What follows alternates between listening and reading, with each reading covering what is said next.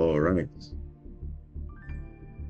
Let's make sure everything is set up before we go. Yeah, okay. We are set. Okay, hopefully there is both Twitch and YouTube live, because I don't know what's been happening recently, but it seems like Twitch is having problems these days, so I don't know. Hopefully it's going to be stable there, but I see YouTube is fine, so we will proceed. Otherwise, guys, welcome. The new selection pack has been announced. It was announced yesterday, obviously, but we're going to be reviewing it now. So it's not the most amazing pack out there, but I mean, of course, people were expecting, which we did discuss this in the previous stream about what they want to do and the direction of the game. So I think it kind of ties up to what I was saying a few streams back, saying that no, they're not going to make all the, like, they're not going to change the meta so fast, because remember, Worlds is literally in 2 months, and they're not going to make a meta deck come in and then just swoop everything.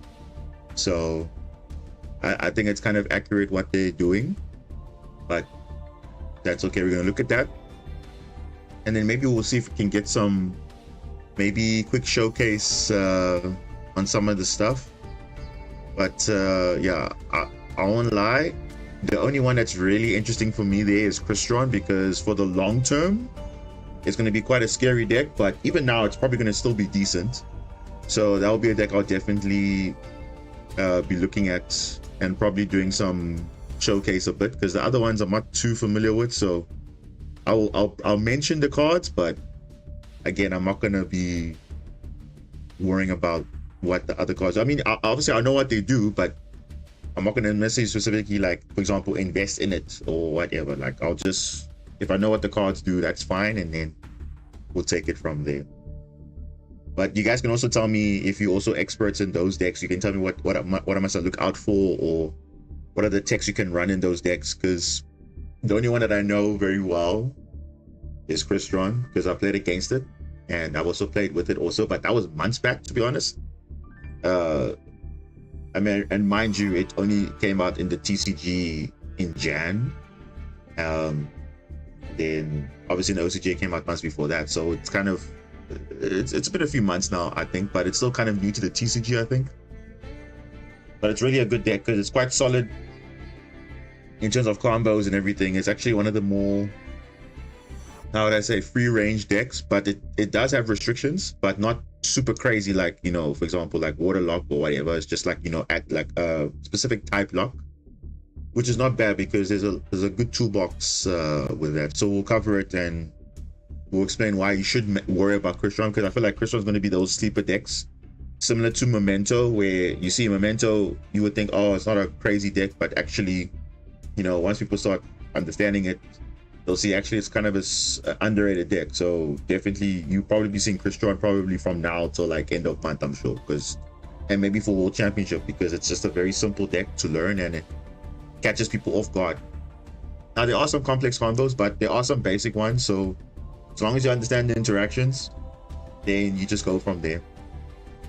But nonetheless, let's just talk about that. So in terms of so first things first, the World Championship itself, the qualifiers, it's actually starting also the same day as the pack releasing. So even though it says 9:30 here, depending on what time it is for you, basically when the pack release, the world qualifiers start immediately. So first stage is already live for a few days, and then obviously second stage will start from the 13th.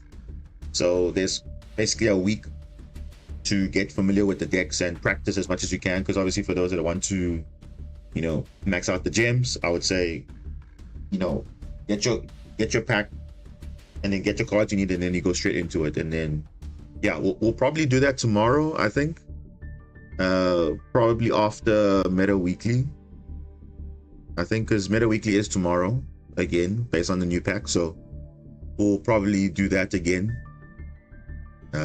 We'll probably use Mermail again, because I'm not too comfortable with Crystron just yet, because it's a deck I played a while ago, so I have to refresh myself as to what the combos actually are. But once I get the hang of it, then I might just be alternating between, you know, Mermail, Marincess, Crystron, whatever. So it's really, so, and it is a water deck, so I mean, I have to obviously invest in that, because like I told you guys, I like water decks, and whether good or bad, I will try it out. So I mean, so far having a good streak. We played Sharks, pretty good.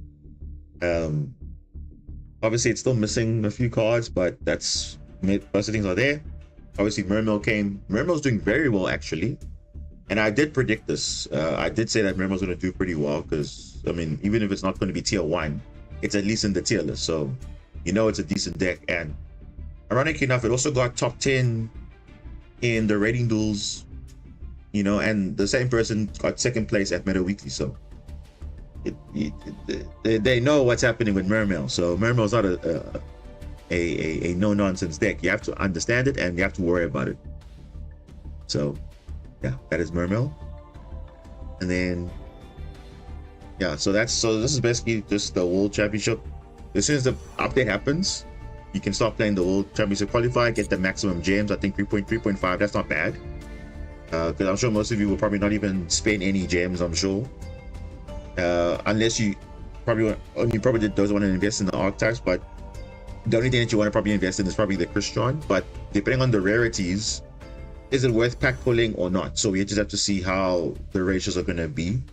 But I will do my prediction on what I think the ratios are going to be, given the decks, what we already have in the game right now and versus what we don't have. So we'll discuss that. And obviously the new pack, Perpetual Maze, is coming out. So the old packs are coming out: Meta Raiders, Dominance, and Onslaught of Emperors. So if you still want to get some cards from here, I'm sure most of you would have gotten the cards ready, but if you still want to get some stuff, get it now, because after that it will definitely expire. So we should definitely do that. So let's have a look at these. So they are saying that Mimighoul is obviously the cover new archetype. Well, there's obviously other new archetypes, but they're emphasizing obviously Mimighoul. TCG exclusive. Now it's in Masterduel also. I mean, it hasn't been doing anything amazing, but it is like a funny little control deck, which actually is quite, like, you know, unique. But it's a flip effect deck kind of way, but it works on your opponent's side, and then based on what happens on your opponent, then certain things happen. So think of it like Subterra, but it's just more flipping basically. So you can do that. I don't know, maybe you can mash it up with Subterra, Mimighoul, I don't know, but I'm sure people would create something there. But Mimighoul, and then also Ryugi. So Ryugi is the confirmed set coming from Crossover Breakers, because remember there are 3 of them, and which is Malice Riser, Ryugi. So Ryugi wasn't the best one, so it makes sense to throw it in now, because again, calm before the storm. Let all the other packs come in, and then that is that. Humans bring me some souls. King Calamity, yeah.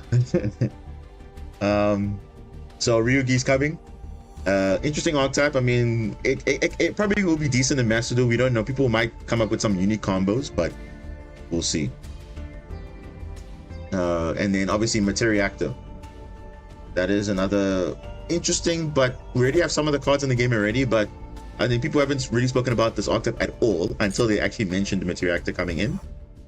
So it's a UR. This is decent. I mean, it's a water, so you could splash it in maybe a water deck, Xyz deck, I don't know, but I don't know. We'll see. And then obviously Christian. I mean, I think people are kind of anticipating Christian. Obviously, there's about 4 or 5 cards that are new. And yeah, the Skeleteus is nice. It's good. Good recursion. You know, on summon effect, and obviously when it's destroyed, you can summon another Christian monster, which ironically you can summon itself. It doesn't say except this card. It can summon any Christian. So pretty decent. And then we have a random card here. Don't know when it was mentioned, but okay, we have Alba System, Dogmatic Calamity. So this is a very beefy monster, 4,500, level 8. Obviously requires one of Albaz and 6 monsters in your grave with different names. That's a bit tricky, so I don't know how you're doing that. It must be fusion summon, so you can't like summon it other way. But yeah, can attack all monsters your opponent controls once each. Okay, but then obviously you cannot attack send a monster from an extra deck, which is fine because Branded and Dogmatica like sending stuff to the extra deck. So, then once per turn, if you control this fusion summon card and have 6 or more materials, fusion monsters in the grave with different names that mentions one of Albaz and material, you can send all cards from each player's deck to the graveyard. So this is a very situational card, but again, I don't know how often this will come up for branded specifically, but I mean, the fact that you have to summon this from your grave, so I mean, it's probably possible, but I mean, branded already has other strong cards they can work with, and this is like, okay, more like, okay, cool, a win more type of card. But I mean, by that point, you're already winning the game already. So interesting. I mean, probably just a one-off, I'm sure, but we'll see. You can show me? Okay, you come up with it, then we can showcase that, because I don't know how that's going to be relevant. Okay, so this is what they've announced. Now, we did do our prediction on how many cards are going to be in the pack. So we did say, you know, the ratios of cards. Mimigul is about 12-ish cards. Krishan's about 5-ish cards. Materiactor, I think it's like 3 or 4 cards, or 6, I'm not mistaken. We'll have a look at that. And obviously Ryugi is 12 cards. So it's going to be around about 40 cards running up. There could be some other, I think they mentioned Battle Wars somewhere along the line, and maybe that can also sneak in there. That's also about 4 or 5 cards. So I assume they're going to just throw in the Battle Wars also in there. So even though they didn't announce it, I think they're going to just throw it in the pack, like they did with the Goaty support, because the Goaty support wasn't announced, and the White Aura stuff, it was in the pack, and they didn't announce it officially. So I expect the same thing to come in, because it's only a few cards. Just throw it in. It's going to make up the pack weight, and obviously reprints and so on. So that's what's going to happen. So that is that. But obviously we'll go into detail in terms of what actually the cards are and what they do. But I won't do it here. I'll do it in another simulator, because it'll just be easier, because all the cards are there. So we'll just cover that as we go. Because hand traps will also count for the 6 monsters. Yes, but remember, you're not summoning this on the field though, because it's 6 monsters in your grave. So the only way I can think you can summon this is if you use Telements, because Telements can shuffle Fallen of Albaz plus 6 monsters in your grave. But that's the only way you can actually get this card online, if you're using Telements, because you're fusing from your graveyard. I don't think Branded has any cards that fuse from their grave, unless you are using Branded in white, that will banish Fallen of Albaz and 6 monsters from your grave. That's the only other way I can think about it. But again, it's like, it's literally win more. Like, it's a Sonya extra deck, and what are you going to take out to replace this? I don't know. It's a very situational type of card. Maybe Dogmatica can use it, but Branded, I don't know. Yeah, that's what I said. I only mentioned Branded in white because that's the card I can think about that you can actually use this, or you can use Telements to fuse it also. Because unfortunately for Telements, it doesn't say fusion summon a Telement monster. It just says shuffle the cards into the deck with that tier monster that you used to summon. So you can literally shuffle a Fallen Albaz and 6 hand traps or whatever, or 6 monsters, and then you're good to go. But here it is. So that is that. Okay. Okay, so like I said, we're gonna do the showcase and everything, look at the new cards on another simulator. So maybe we can do like 1 or 2 games on ranked, and then that's it. Dogmatica locks you out of extra deck. Well, not really, because you can do all those plays before that. Because remember, they're just sending cards to the extra deck, so they can send a Fallen of Albaz, they can send all this stuff in there, and then they just use Brandon and White, and then that's it. They can make them. They'll make some plays. Trust me, they will. It is definitely possible in Dogmatica. They can do pretty much anything. You would think locking them out extra deck is a bad thing, but they can play around that just fine. Because some of them say for the rest of the turn, so it's not like for the entire turn you lock. It's just for that specific card you activate, then you can't use the extra deck, but you can send cards still to the extra deck. Doesn't stop you from doing that. So I think we can do like maybe 2 games, and then we can head out into the different simulator. So we're gonna use Mermel Marisis again. Where are we now? We're Plat 2. Oh, Plat 3. I mean, yeah. I mean, we're getting there eventually. Hypercorp, interesting. My name.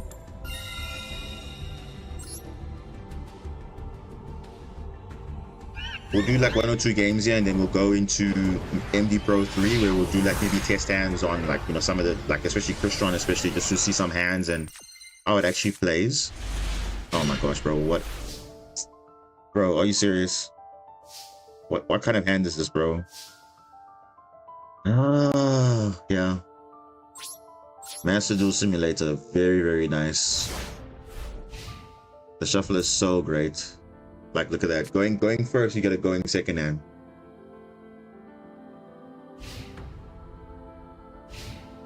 Interesting.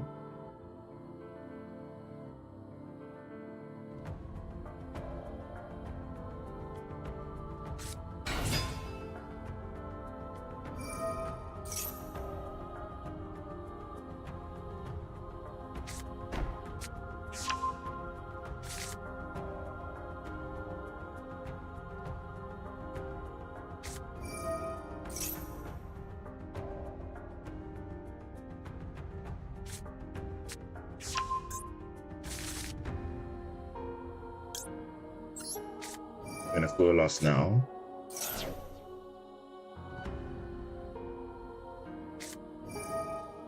Okay, Ash, that's fine. It's literally fine. You know the chances he has a Prime Eye card with Blue Eyes in his hand, or a normal monster.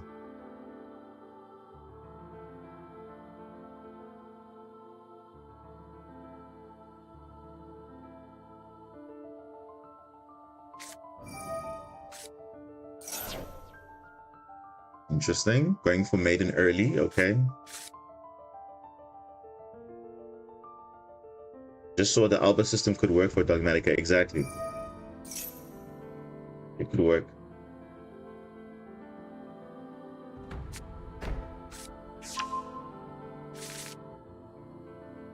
I'm saying something. See, the only way I can think about that being summoned is A, you're using Brandon and White to banish Albaz and 6 monsters from your grave, then you can turbo it out, or you can use Tillaments. If you're playing branded Tillaments, you can do that, and you can do all of that. That's the only way I can think about it.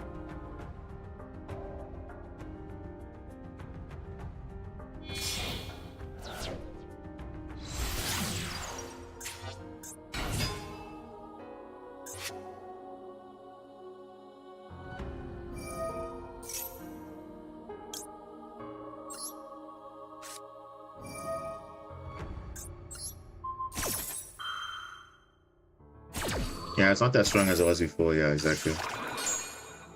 Not that strong. I'm saying that's the only way I can think about that can be used practically. Other than Brandon and White, that's the only thing I can think about there. That. Ooh, what is this? Blue Eyes.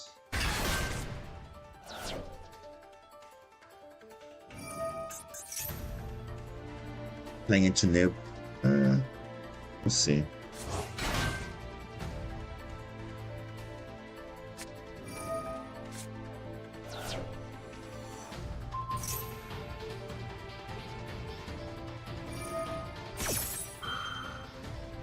Yeah, I think we just Nib now. When they summon the Blue Eye stuff. Because they'll have exactly the perfect setup. Yeah, I think this is fine. Because they've used all the effects. They've used Wishes, they've used the Roar. I don't see them further extending other than just setting the loady load. That's all I see them doing. Yeah, this is fine to Nibia.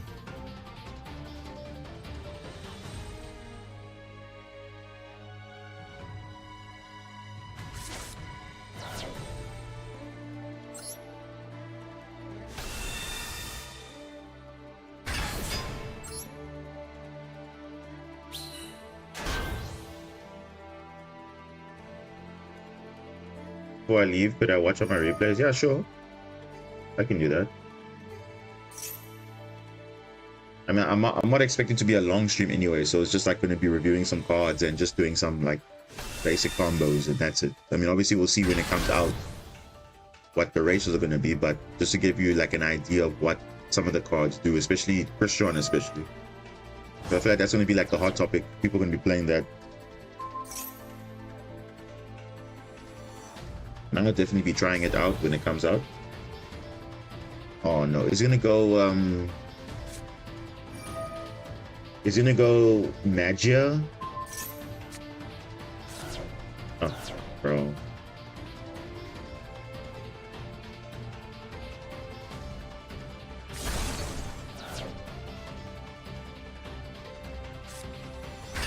Yeah, it's a 2G, man. He's gonna go Magia, and then that's it.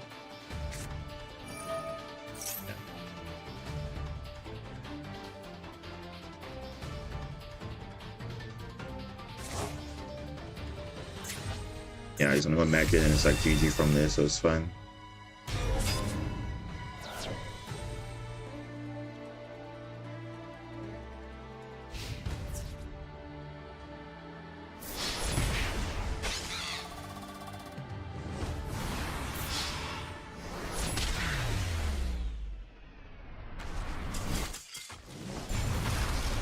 See, this is why. See, if you get a bad hat, that's what happens. You can't do anything. Literally can't do anything.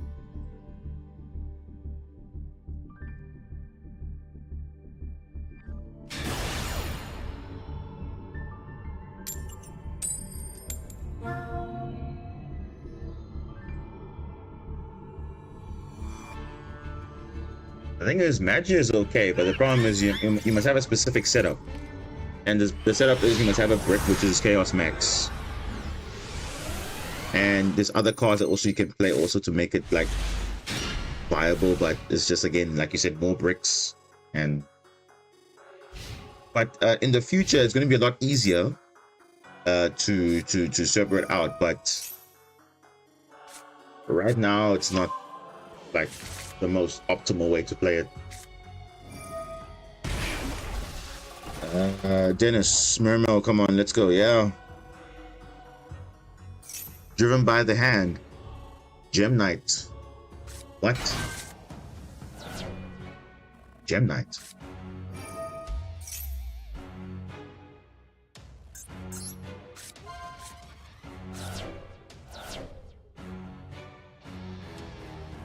Gem Knight. Oh my gosh, no. It's Adamantium. Are you serious, bro? You think Mermail's bad? This deck is just even worse. It looks like it's Gem Knight Adamantium. I mean, they do have rock monsters, so it does make sense. But the difference is they aren't locked into anything.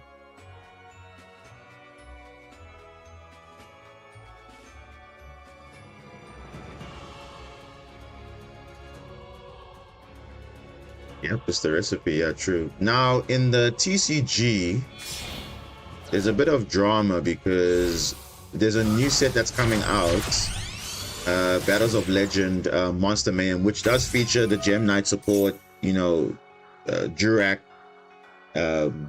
Fabled, and also the Punk cards, the Dragon Maid cards, and there's actually a water support type of engine you can run, the Ice Doll engine. So I already was testing with that, and that was before, like, obviously, you know, Mermail came into the game, but I was already playing with those cards, and actually it's actually really good, a small little engine, because it actually can search your level 5 spellcasters quite easily, and it's very versatile. And it's I think it's only 3 cards you have to run, and it just works like a normal engine piece. Actually really nice. So you just got a water monster which triggers your dragoons and mermails and whatever, so it's really good. And yeah, it's a nice little engine there. But now the problem is, apparently the printing, it turned out to be like an error in like some regions. So my region was affected, so there's going to be a delay in that release. But I think for America and I think it's America or Europe, one of the two, that they actually are not affected. So they will still have their release next week. But for everyone else, I think it's gonna be like delayed, which is kind of a annoying thing. Oh, bro. What?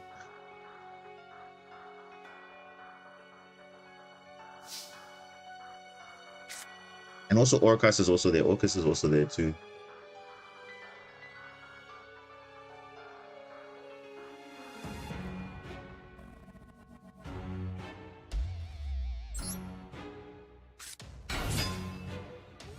We're not gonna activate this.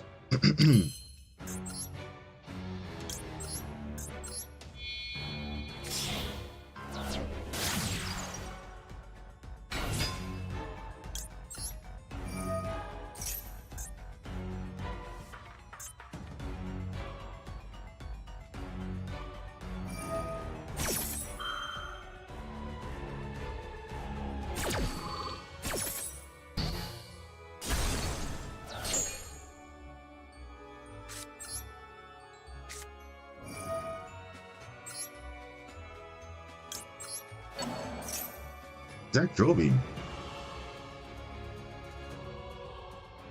Did they have Joby? I don't remember. No, bro. What about the grave? Bro, wow. What are the odds of that? Now that messed up my entire play now.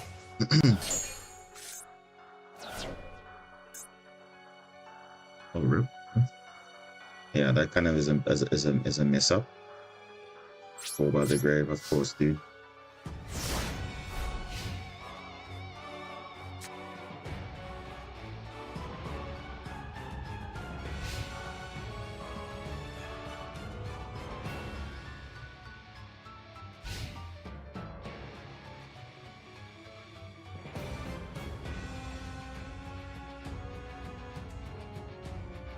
Gem Knights.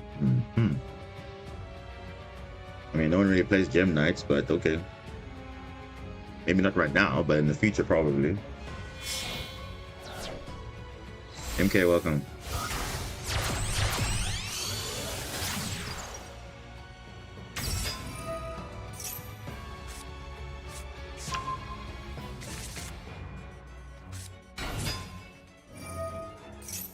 Oh, Ken and Jen combo? Really? Just got a card. Yeah, okay. Barrier statue, cool.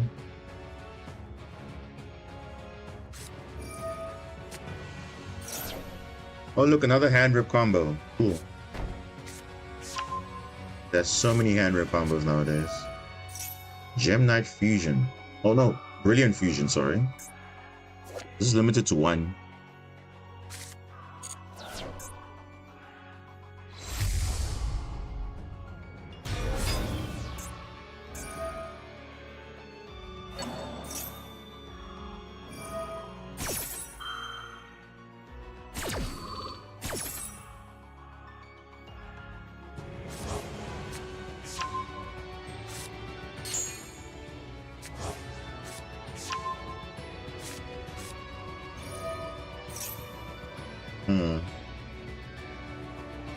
Yeah.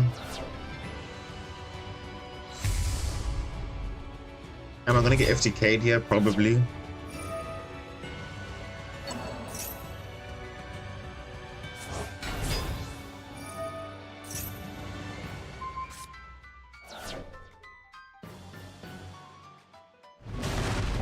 Yep, it looks like it.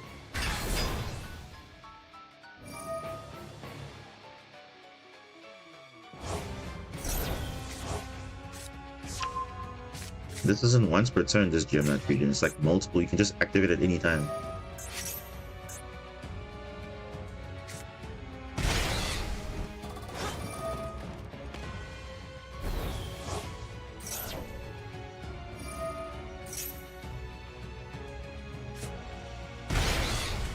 Bro, this is like, what is this, bro? This is so dumb, bro. Like, if I didn't even know, bro, how people can play decks like this.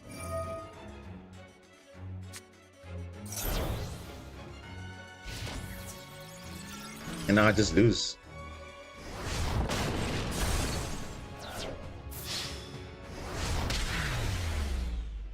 Anyway.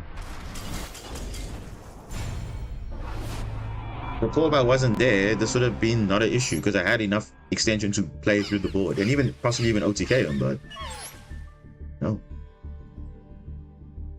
Can you show the deck list? Okay. Show it. This is the hybrid build, so it's just, you know, you want to see his deck list, not mine. Oh, I don't want to see my deck list. Okay, let's look at his deck list. Yeah, this is just FTK Turbo, literally FTK Turbo, and a random Baron de Fleur in there just for extra measure. I don't even know. But yeah, obviously, if you have a full field, there's no way they're going to be resolving it because I would have cleared their field. Then what are they doing? So they're doing nothing. Let me do one more game. Then we'll review one replay and then we'll go to. Like I said, there's nothing right now in the game, so I'll wait till the new stuff comes out and then we'll go from there. So I don't anticipate this to be a long stream.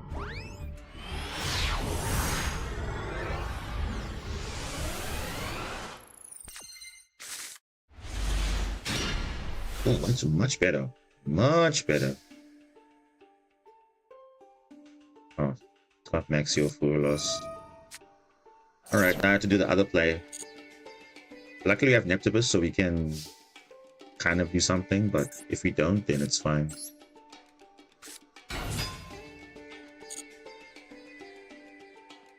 Oh yes, other things. Rip.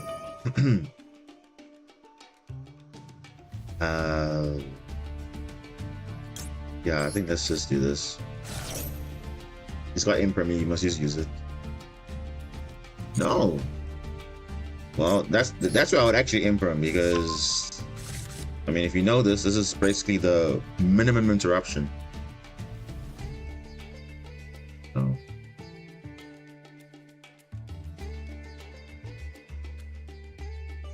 Yeah, I think we'll leave it like this. Leave it like this. Because, yeah, that's the best we can do under Maxi full loss. If it was Perilia, I would have been like, okay, that's fine, but it's just not bad.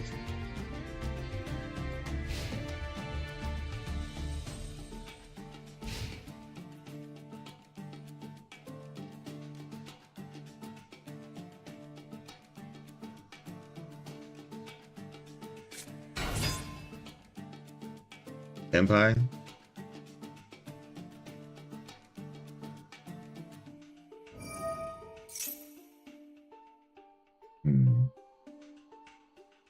If this card's normal summon, you can add a level 4 lower fire dragon. I'm gonna wait.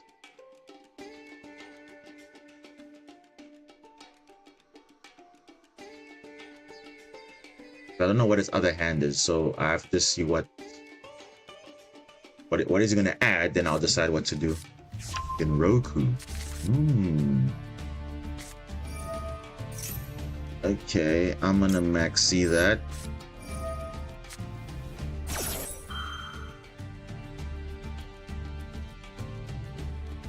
Yeah, just get some draws and then we'll see what we have from there. Because I'm probably gonna impulse, so I might as well use maxi now. Wave. Okay. And the thing is, I don't want to chain this because you can just obviously chain summon.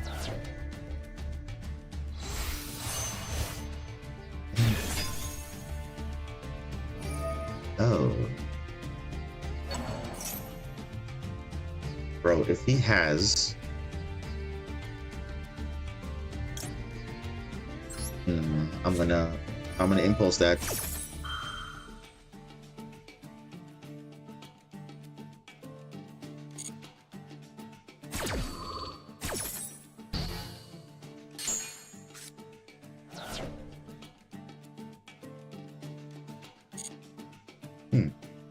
We have Shadow Squad here as well. of main phase. Yeah, no, it's fine. Let him commit. Yeah, this is fine. We can actually...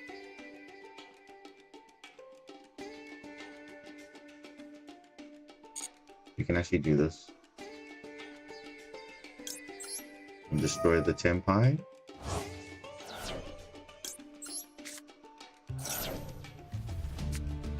Ooh, Ash. That's actually nice. So in case he has Maxi full loss again, that's fine. We can still activate Ash, even though we got Impulse. We use Impulse. We can still activate Ash.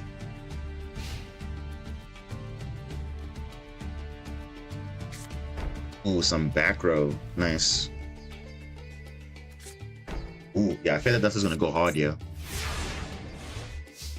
Now let's just do that. Aurelia, not useful, but okay.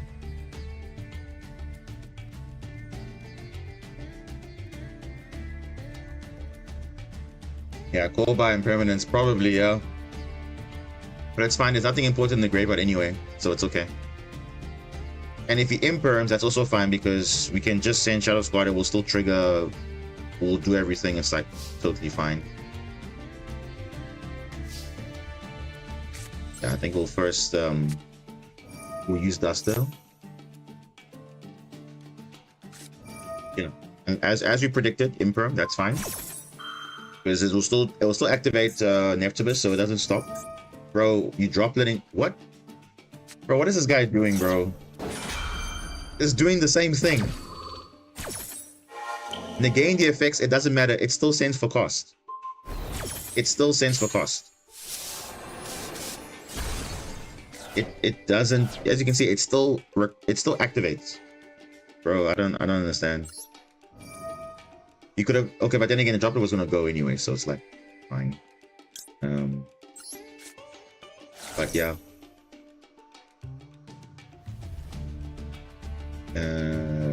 Yeah, it doesn't have anything. Yeah, this is fine because I still get bodies on field, so this is fine.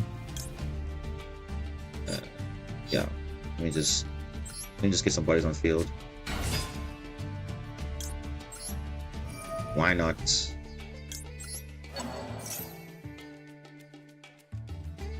Oh, does he have something else? Ghost spell? That's fine. That's actually fine. I still haven't normal summon yet, so I'm fine with that. I can reborn it so many other ways.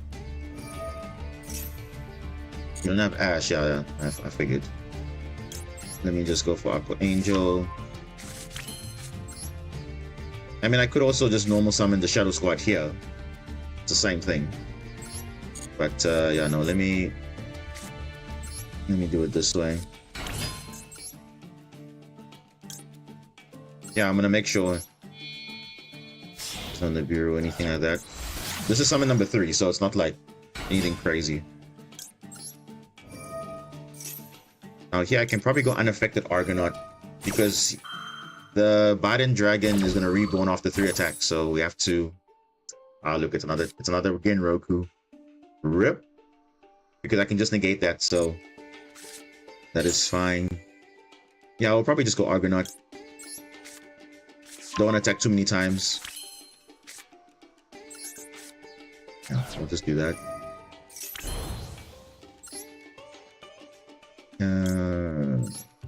Do this.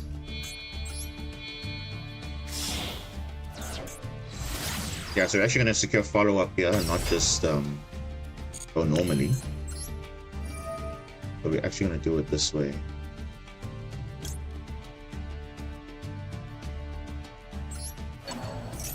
This is what we're gonna do. And do it like this.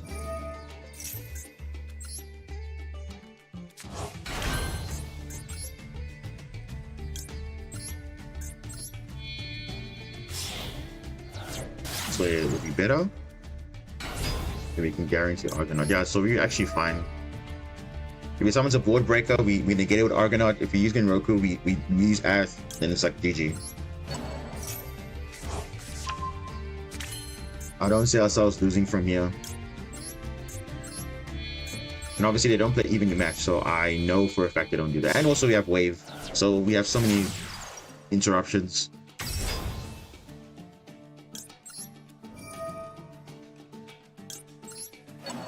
I shouldn't have done that. Anyway, fine. That's okay. The matchup is pretty much done anyway, so it's fine. Okay. Let's get a second wave.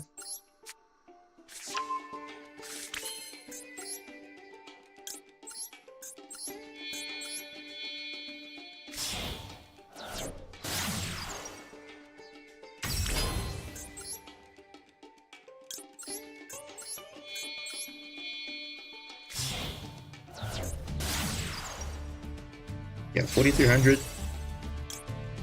With the minimal attacks, it's what you want against Empire. Let's just do that. Nah, Crystal Heart, why not? Doesn't really make a difference here.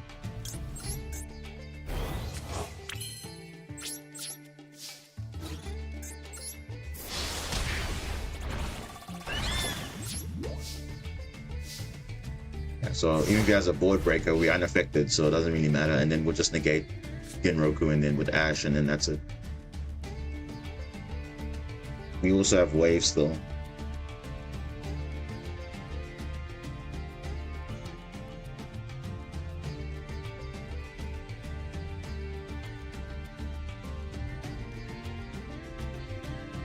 We know that hand. We know that hand.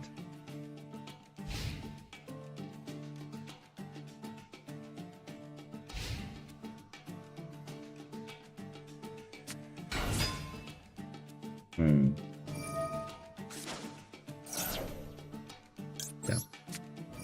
That if he has call by, we negate it, then it's GG. So it's fine.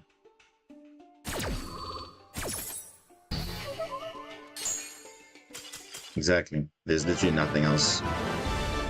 And remember, we just did that minimal play of Neptibus get infantry, Ibishran, and Grave. That's minimum interruption. And sometimes that's enough. It even happened in the Meta Weekly top 16 play. Literally, the guy did the same thing. Ended on Abyss Lacia, and Abyss Lacia was a very, I would say Abyss Lacia is a very good card to end on, because if you destroy it by battle or by card effect by your opponent, you can literally reborn anything you want, and it becomes like a triple interruption just on its own. So people don't think Abyss Lacia is that good, but actually on the max C4 loss, that's actually your best card to play into. If you're able to give them, okay, that's 2 draws, but if you summon, let's say Shadow Squad and you get maxi there, that's fine. That's 2 draws max, and it's worth it in the end. So because you can send Shadow Squad, add infantry, and then do your plays from there, and then you go from there. But yeah. Alright, not bad. Tempire. Don't know if people are still playing this deck, but okay. I mean, we'll probably see this in WCQ, but I mean, they're just better decks out there. But okay, it's fine. Okay, where are your replays? Tricky time, I'm here. Yeah, pure version, yeah. Before we head out.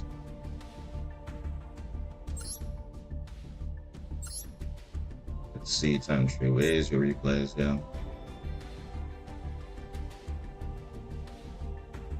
Wait, it's not the same account? No, it's not the same account. Okay, rip. Okay. It's not the same account. Let me see here. Oh, okay, I already have it. Like, as long as Brandon doesn't have Nymph for Blue Eyes or Triple Tactics Talent, yeah. I thought it was Sky Tempai. Well, sometimes, I mean, you know, they are playing that because they don't need to play with so many cards. They just play with 1 card, and then they use that just to board break, eat out hand traps, and that is. But of course, if you know them, you can play around that. Top 1. Let's see. You are playing Branded. Okay, Branded. New stuff. Branded Fusion at 2. You actually got Fawn of Albaz Alternative Art. That's nice. I got Blazing Cartesia Alternative Art. So, that is interesting. And you're playing Bestial Allure, which becomes Fawn of Albaz while in the field or grave. Okay. Interesting. Khalid, welcome. And you're playing 13 cards in the extra deck. Where's at least, you know, Verta and Akonda at least? At least play that. Because now it feels like your thing is empty. And you're playing against... You're playing against Evil Eye. Bro, this deck literally, like, no one plays this. I don't know why we're not playing this, but again, even with Fiendsmith out and everything, it's just like, you see, that's the problem. Like, even though you would think, oh, it's going to boost those decks, it really doesn't. Unfortunately, it doesn't do enough to do well consistently. I even had like 2-3 negates left in my recent match. Primite. Yeah. Branded. Okay, so let's see. Based on your plays here, you actually have nice plays here because you can do Guiding Quim, send a card that mentions Full of Albaz, and there's so many cards that do that. Then Albion can send a Branded Spell or Trap. So you can probably send Branded Fusion with this one, and then you send Albion the Retribution, and there you go, got Branded Fusion. Ooh, Draw's gonna go hard here. Verta is UR, yeah. Fiendsmith boost Snake Eyes. Yeah, I guess so. Because they're running out of engines, that's why. And Fiendsmith obviously so versatile that you know, you can obviously, but the pure Snake Eye itself is dead. But Fiendsmith just makes it a lot better, and also the Millennium engine also making it a bit better because they also want to protect their normal summon. I've been saying that for so long. If your deck can do other things before your main plays, it's probably decent. Okay, so you draw them and they ended on still a Gorgon and Evil Eye Repose, which is not the Eye of Selene. Ooh, Mercury is nice. Retribution. Maxi. Ooh, okay. So you're probably gonna go for Sanctifier here.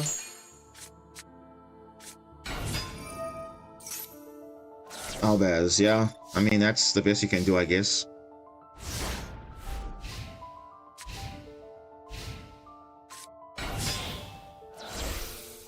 And look at that.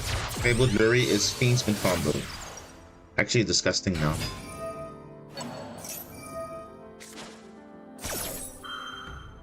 Really disgusting, honestly. Fiendsmith is just everywhere, bro. Fallen of Albaz. Yeah, you can just fuse it with literally anything.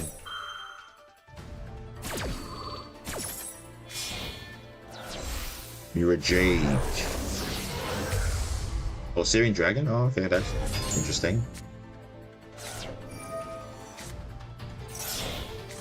Alright, so you have now 2 disruptions now.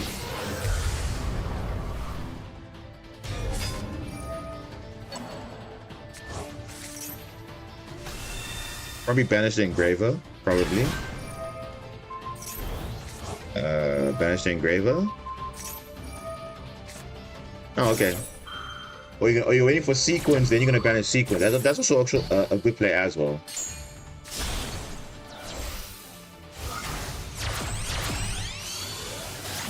Gamma, whoa. Okay, that's different.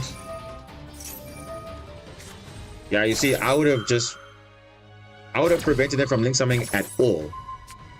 But this still gives them what they want. As you can see, now they're going into Unchained plays now. So I would have just prevented anything. Like, if you know they have 2 bodies for a potential link summon, I would have just banished one of them and then we'll see what they do after that. Because now you see, now you've given them a line possibly for other things, and now you see they've just moved now to Unchained now, which is a bit dangerous. Like, because you see, I would even wait for sequence because I know if they want to link summon, they have to have 2 bodies. They've already normal summoned already. They've used the effect of Engraver, so banishing Engraver would have been fine. But still fine though. Luckily, they didn't have any other plays.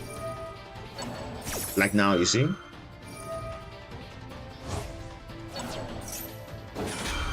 Distribution again. Putting back Brandon Flynn. So it's all that mindset. Sometimes you have to just like think, okay, you don't want to give them a chance to link summon at all. Like, remember, like I'm saying, even like if you play like a deck like Marinces, for example, if you kill the normal summon, they don't do anything after that. We really don't do anything. We have to pray, we have extenders and whatever, but if you're banishing it, perfect. You've destroyed it, you've dealt with it, there's no link summon at all. I'd rather prevent the link summon than actually allowing them to do that. I don't think they're using normal summon yet. They did. They did. We can go back to the Duel. I can tell you that they did. They normal summon Fabled Lurie. Where is that? Where is it? You see there? Main phase. Summon Lurie. That's normal summon. That's a normal summon. They didn't have tracked or anything. They literally normal summon Lurie and they went Phoenix Smith combo. So if you identified, okay, look, the normal summon was used up. They've used all the effects that they've used. Prevent them from link summoning at all. Because they could have gone to a sequence, but obviously they could have gone into a, now in this case they went into Yama, which is now totally different. So you're holding on to your negate, but sometimes it might be too late. Because I wouldn't want to give them that chance to do anything. So I thought that was the turn before that. No. This is the turn that they were doing all their stuff. You literally can see from the Duel log. Because that's why I like to always check those things. So you see, it's those small interactions that you have to identify, because if you potentially open up opportunities for them to further extend, then that's what happens. So I would have said no, but you've normal summoned already. You've done all the disruptions of Engraver's effects. You've reborn stuff. Your probably next play is possibly sequence, so I can prevent that from happening. Then that's it. Your turn ends. There's no, you didn't see any other extension beyond that, and that's it. So, I mean, imagine if they had more plays with the Unchained stuff, then you would have been screwed over, because like, okay, I held on to my stuff, which now I could have just prevented that altogether. Which is in some situations sometimes difficult, but you have to take that risk. As a player, you have to identify that. So I would have done that. But at least now you know. If you can see that, if you can rather prevent them from summoning at all, prevent it.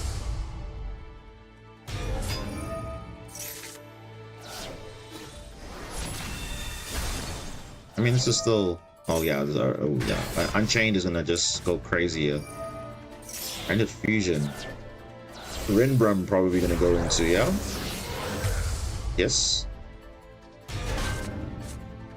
Nibiru. Oh, that's unfortunate. Rip. Rip Nibiru. But you still get to destroy it, but it's fine. Wait, you're playing full on of the Ashen? Really? Oh, Albaz the Ashen? That's interesting. For Skenion, okay. 4,000. Whoa, why do you get a boost of that? Oh, you gain 200 attack for each monster in your graveyard. Also, your opponent cannot target other monsters you control with card effects. That's actually pretty decent. Decent. Light of the Branded. Target a fusion monster on the field or in either graveyard, return to the extra deck, and if you use summon up all bats from your graveyard to your field and one monster from your opponent's graveyard to their field. So it basically just feels the Albaz fusion. Alright, do you have plays? You do. You saw another player playing Albaz the Ashen? Okay.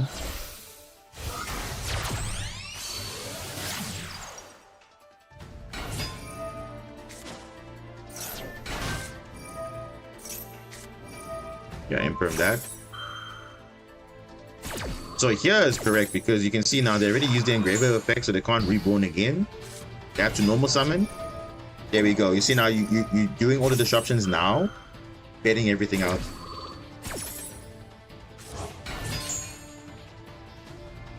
Yeah, I know. It's a budget version. Makes sense.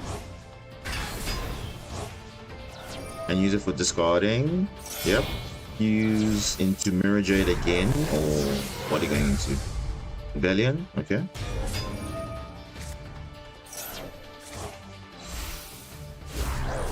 Alright. Oh, GG's, yeah. They're like, oh, I'm done. Because I'm sure you would have probably banished their stuff and then that's it. So, I mean, that was a brand that can get going, and they do have very good recovery. They really do. So I would say this is a good example of how to design a deck. I mean, for longevity, it's still a pretty good deck. Even though you've nerfed it to the ground, it is still really good. I have no Maxi and budget version. Yeah, of course. I mean, look, you don't need to have Maxi in your deck to be better, because Maxi doesn't really add to combos unless you're playing Sprite. That's the only deck that benefits Maxi in the deck is as level 2. But other than that, it doesn't add to any combos. It's just for interaction with your opponent. That's literally it. So I, for a long time, was playing without it. And then obviously, as the meta caught up, I have to say, look, I'm going to be at a disadvantage if I'm not playing it. So I gotta play it. And obviously, most decks lose to Maxi, unfortunately. So it's like, oh, what can you do? Rather play decks like, rather play cards like Duel, Call By, you know, just to, you know, counter it. Luckily, Duel's an SR, so it actually is a good counter against Maxi. But then again, if you play a deck that relies on adding cards, then you do. Okay, so we're done with masterduel for now. So just to give you a heads up, there's not going to be the only stream. There's going to be a stream on the pack release, and there's going to be a stream obviously for Meta Weekly later on. So you'll definitely see more of me. Don't worry. So we'll see into the packs. You see we have almost 9k gems, so we'll probably pull like maybe 4,000. We'll see how we go from there, and then if we can craft the rest, then we can craft the rest, because it's all depending on how the URs are. So maybe before we go into that, let's just see what Masterduel already currently has for those decks. Obviously Mimibu's not in the game yet, so we can't see any card rarities. Material Actor, there are some cards, so we'll see what the rarities are there, and then obviously Christian, we'll see what is there. But I think I did show what Christian has. Let me just pull up a deck here. Any deck doesn't really matter. So if we look at obviously Material, oh jeez, Material Actor. How do you spell it? Material Actor. Yeah, there's only these 3 cards. There are SR already. So, I mean, the SR, so it's not that bad, but I assume the other stuff might be UR probably, but we'll see what the distribution is going to be. So, Material Actor already has 3 cards in the game, but again, it's not really a deck at this point, it's just there. But yeah. Decent, we'll see. I just suggest not crafting Maxi until you get the decks you want. Yeah, that's pretty much what everyone would. That's how you should be doing it when you have a new account or a new player. You have to build your core deck first and then get your staples later, because staples at least can be played in every deck, so that you can get over time. But your main deck, you can you have to prioritize that first.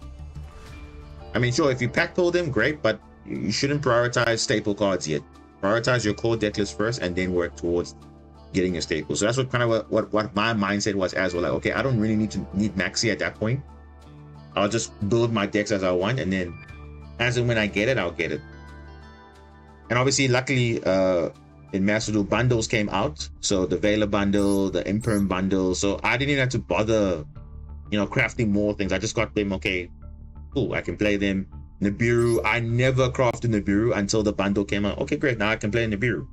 So sometimes it's good to wait, because they know that these cards are staples. So you want to give incentive for players to have these cards, and now you can see they're literally making all the cards. Ghost Spell, Ghost Ogre.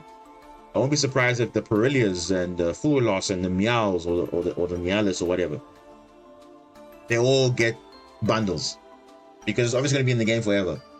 And I don't think they're gonna ban these Mulch armies, because it's perfectly balanced for the game. But Maxi though, I don't know.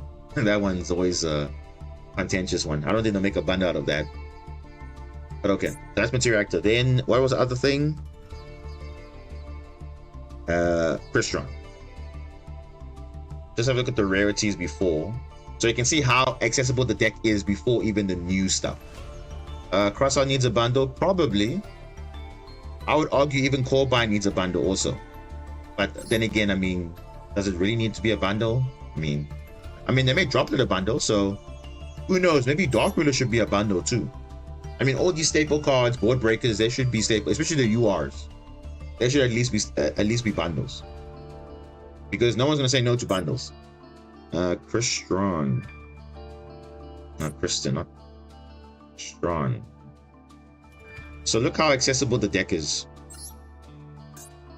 So looking at the main deck, I mean, it's literally it's relatively cheap. I mean, I don't know about you guys, but the main deck is at the moment is very cheap, because you're looking at, okay, maybe, yeah, no, I'll talk about it when we get to the actual ratios and stuff, but by looking at this is literally very, very cheap.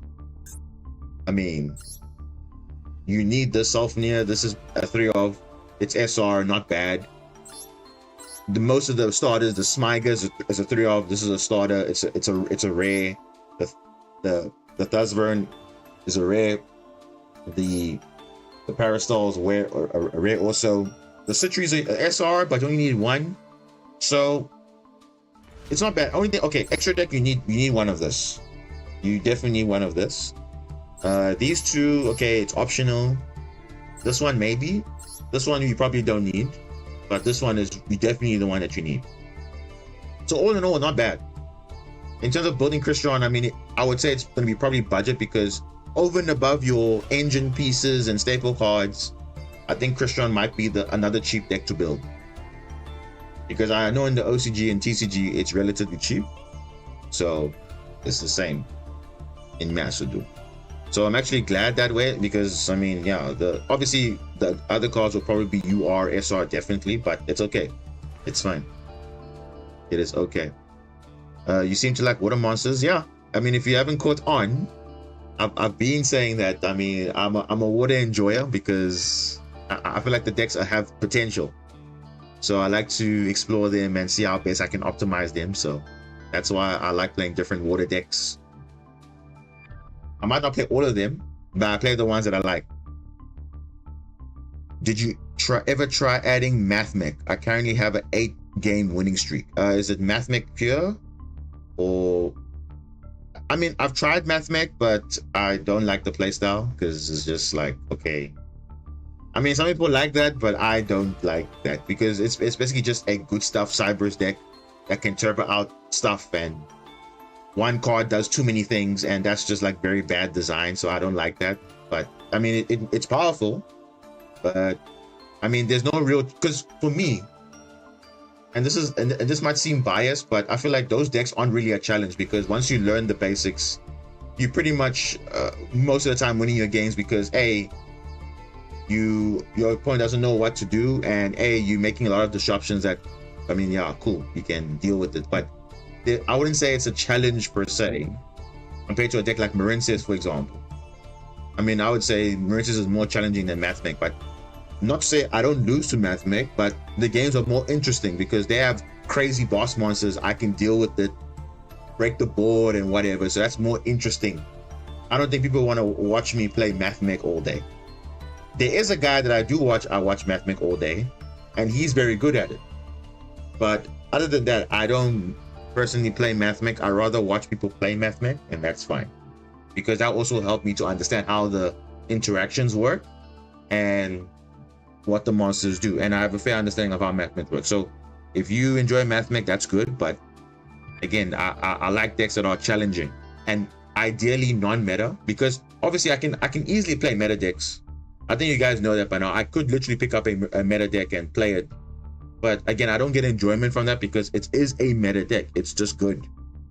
But I want to obviously do something that is, you know, off meta, people are not familiar with. So it's like, okay, you're catching them off guard, and that's what I like. I like catching people off guard. Same thing like Crystron. Crystron is a deck that literally can catch you off guard if you don't know what exactly the interactions, where to hand trap and how it works.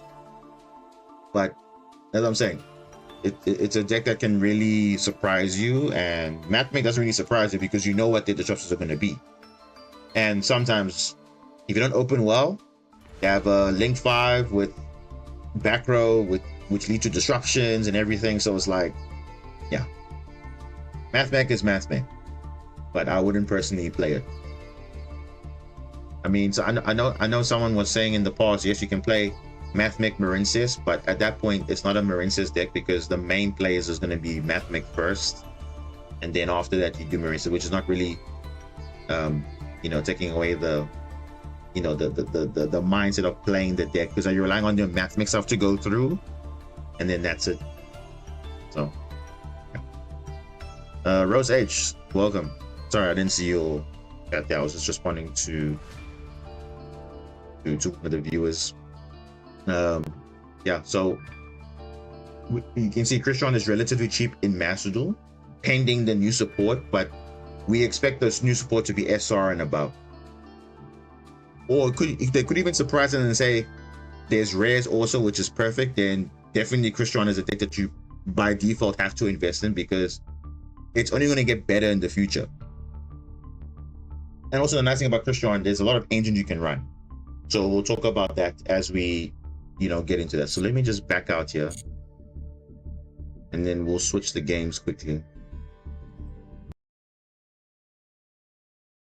You can see a blank screen for like a moment, but we will be there.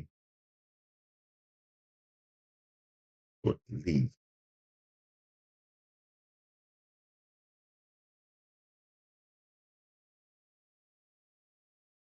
Bro, has my internet just died? What's going on here? Bro, why is Twitch acting up like that? What is going on? I'm seeing drop frames. What is going on? Is Twitch still, it's still alive there? I don't know what's going on. Because I might have to end Twitch and just keep YouTube up. I don't know what's going on there.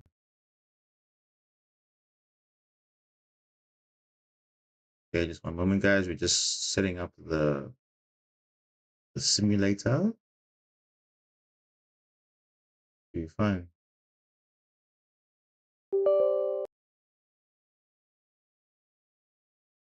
Should be all good. Bro, what is up with the Twitch stream, bro? Is YouTube still fine? Because I'm getting drop frames on Twitch. I don't know what's going on.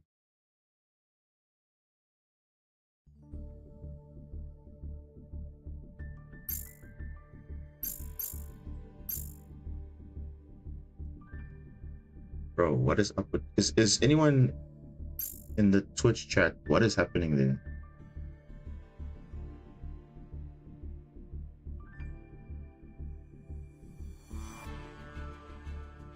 Or has Twitch just completely died out? I don't even know. Because it's like I'm getting literally drop frames here, so I don't know what's happening on Twitch side, but for some reason the connection is not going through nicely there.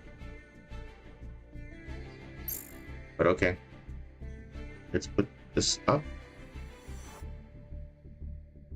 Let me make sure you guys can see.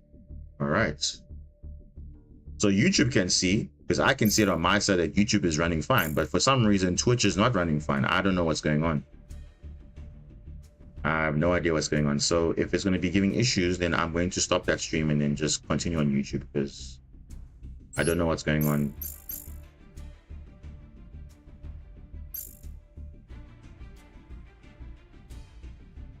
Anyone there from Twitch side? I don't see anything here. I don't see anything. Yeah, I don't know. This thing is literally acting up. I'm gonna stop this Twitch stream. So for those that are on Twitch, hop over to YouTube because Twitch is acting up. So I apologize for that. I don't know what's going on, but for some reason we're not getting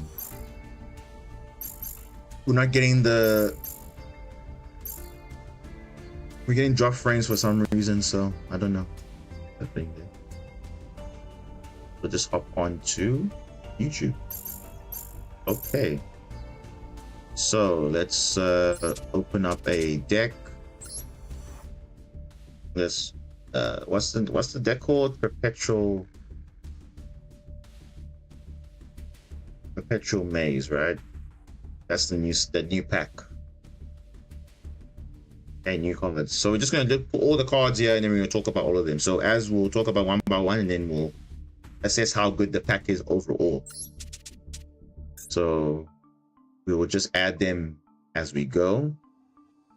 So let's talk obviously the first bit, and this is just the new cards, not the reprint. So we saw Christian now was already having quite a few cards. We're only going to focus on the new stuff. So let's just add Christian first. So the new cards is going to be the Tristalos. It's going to be the Inclusion, the Cluster, the Skeletus, and what else? The Sulfador. It's not the same name. It's Sulfador. It's not Sulfood Hole. This is the OCG name. The TCG name is Sulfador. Because there's Sulfania and then there's Sulfador. So that's how you distinguish the two. So it's 5 cards. Yes, I think that's 5 cards. Yeah, so it's not that much, actually. Not that much. Okay. So we got two main deck monsters, 1 new spell, 1 new trap, and 1 new extra deck monster. So you can see there's not many cards, but they're actually quite useful. And like you've seen in the past, sometimes you just need 1 or 2 cards to break a deck and make it better. Look at Punk, for example. They only got 1 extra deck monster and 1 main deck monster, but yet it feels so much better because those decks actually, those cards actually do something for Punk deck. Same thing with Dragon Maid. They got 2 cards, it feels broken. Orcus, the same thing, feels broken. So even with Christian, they got 5 additional cards. Now they're actually some sort of identity now, and there's a lot of combos you can do. So I think we're gonna just look at that. And yeah. I was like that was quite a short stream on Twitch, and I was like, oh, wait a minute. Yeah, bro, I don't know what's going on with Twitch because I just checked the OBS and I'm getting drop frames on Twitch for some reason. I don't know what's going on. I even lowered the resolution to 720p and it's still giving issues. So I don't know what's going on. And YouTube's the only one that actually is fine. It's a kind of ironic because remember a few months back, Twitch was fine, but YouTube wasn't. But now it's the other way around. So I don't know. So if it's going to do the same thing, then we'll just have to, but I'll probably figure it out hopefully, but I don't know. I thought it was going to work, but it seems like it just dies out after a while. So rip Twitch streams. So like I said, Frustron, it's a really good deck. There is some restrictions which you do have to identify. So you can mess up your combo if you accidentally lock yourself into a certain type or whatever. So I'll cover what the new cards do and how I think it's useful for Christian. Because what is Christian all about? It's a machine water deck, okay, that basically synchro summons on your opponent's turn. That's basically what they're known for. And if you play Duel Links, Christian used to be tier 1 because they would literally just, they would summon these Citri and the Quan and the Rion with the non-tuner, and then they're just synchro into whatever they want. As long as it's machine, they will synchro summon into that. Which is not generic, but this is basically before Goaty came out, Christian was there. Okay. Obviously they didn't have Hockey 5 Rex and Duel Links because it would just be broken, but yeah. It's like that. Water and machine, I find this strange. The machine will break down. I mean, look, Yu-Gi-Oh is quite weird. A lot of attributes and types don't really make sense, but hey, it's there. I mean, we've even seen water. Okay, there's different types of water types, I guess, but water machine is a bit weird, but okay, I guess so. So they're a synchro deck that quick syncs on the opponent's turn, and they're known for that. They would normally summon this guy. This guy will be targeting cards in your opponent's graveyard or your opponent controls and to banish it. And sometimes they would even summon this guy and also spread a secret summon. They would do so many things. So there are a lot of interactions, which is what the deck was known for, and it was actually pretty powerful. And most of their cards actually activated from the graveyard. So even though they have two, most of the monsters have two effects, you can only activate one of them per turn, and only once that turn. So it's almost like Dragon Rulers, but slightly different. Okay, and the graveyard effects are actually the good ones. The on-field effects sometimes can come up, but there are some restrictions.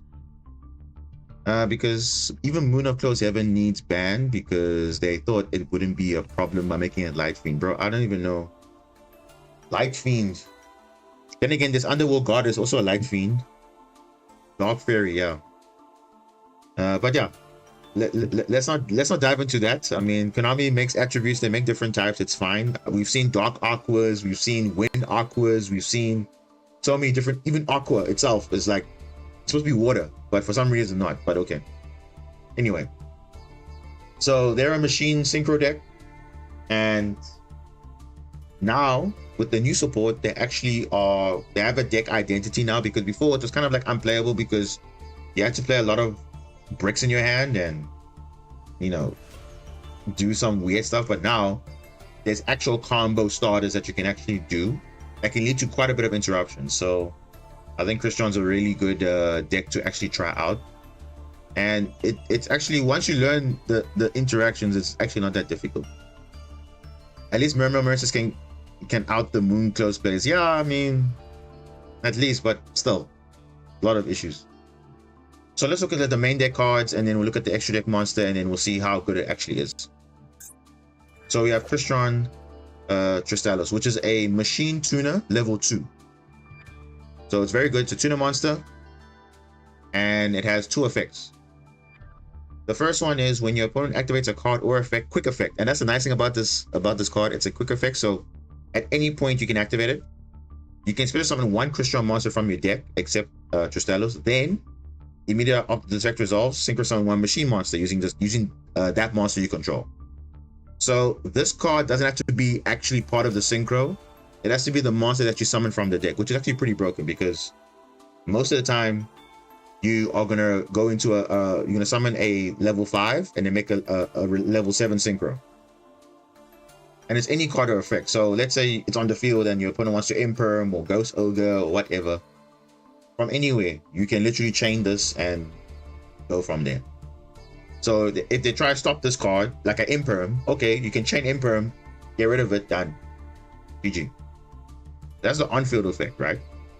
Then the real effect is what makes this card broken, is that you can banish this card from your grave, destroy 1 synchro monster you control. So it's not it's not a machine synchro, it's any synchro monster you control. And if you do, special summon 2 Crystron monsters from your deck. Also, you cannot special summon monsters from extra deck for the rest of the turn except machine monsters. That's totally fine because machine monsters is very broad. So it's not like synchro machines or synchro monsters. It's machine monsters, and there are a lot of powerful machine monsters. So it's really, really good because summoning 2 bodies, destroying a synchro monster, and also the on-field effect, but also quick syncing on your turn or your opponent's turn is very powerful. So it actually, it's either an extension on your turn and an interruption on your turn, because obviously you're gonna use on your turn synchro summon to whatever, but in the graveyard for your main play is actually really good because it gives you that nice follow-up. So summoning 2 bodies is very, very powerful. So I mean, we've seen that in the game. Rising Carp for Punk does the same thing, summons 2 bodies. You want to ash that. So of course, this is the one that you want to probably Dominus Impulse, Ash, because this is like a very good choke point for Crystron, I would say, because this is giving you that extra bodies for further follow-up. And if you disrupt this, you must pray that obviously your opponent has no other things, but otherwise it's going to be very difficult for you to do some stuff. So it's a really, really good card. So I expect this card to be at least a 2 to 3 copies, but minimum 2.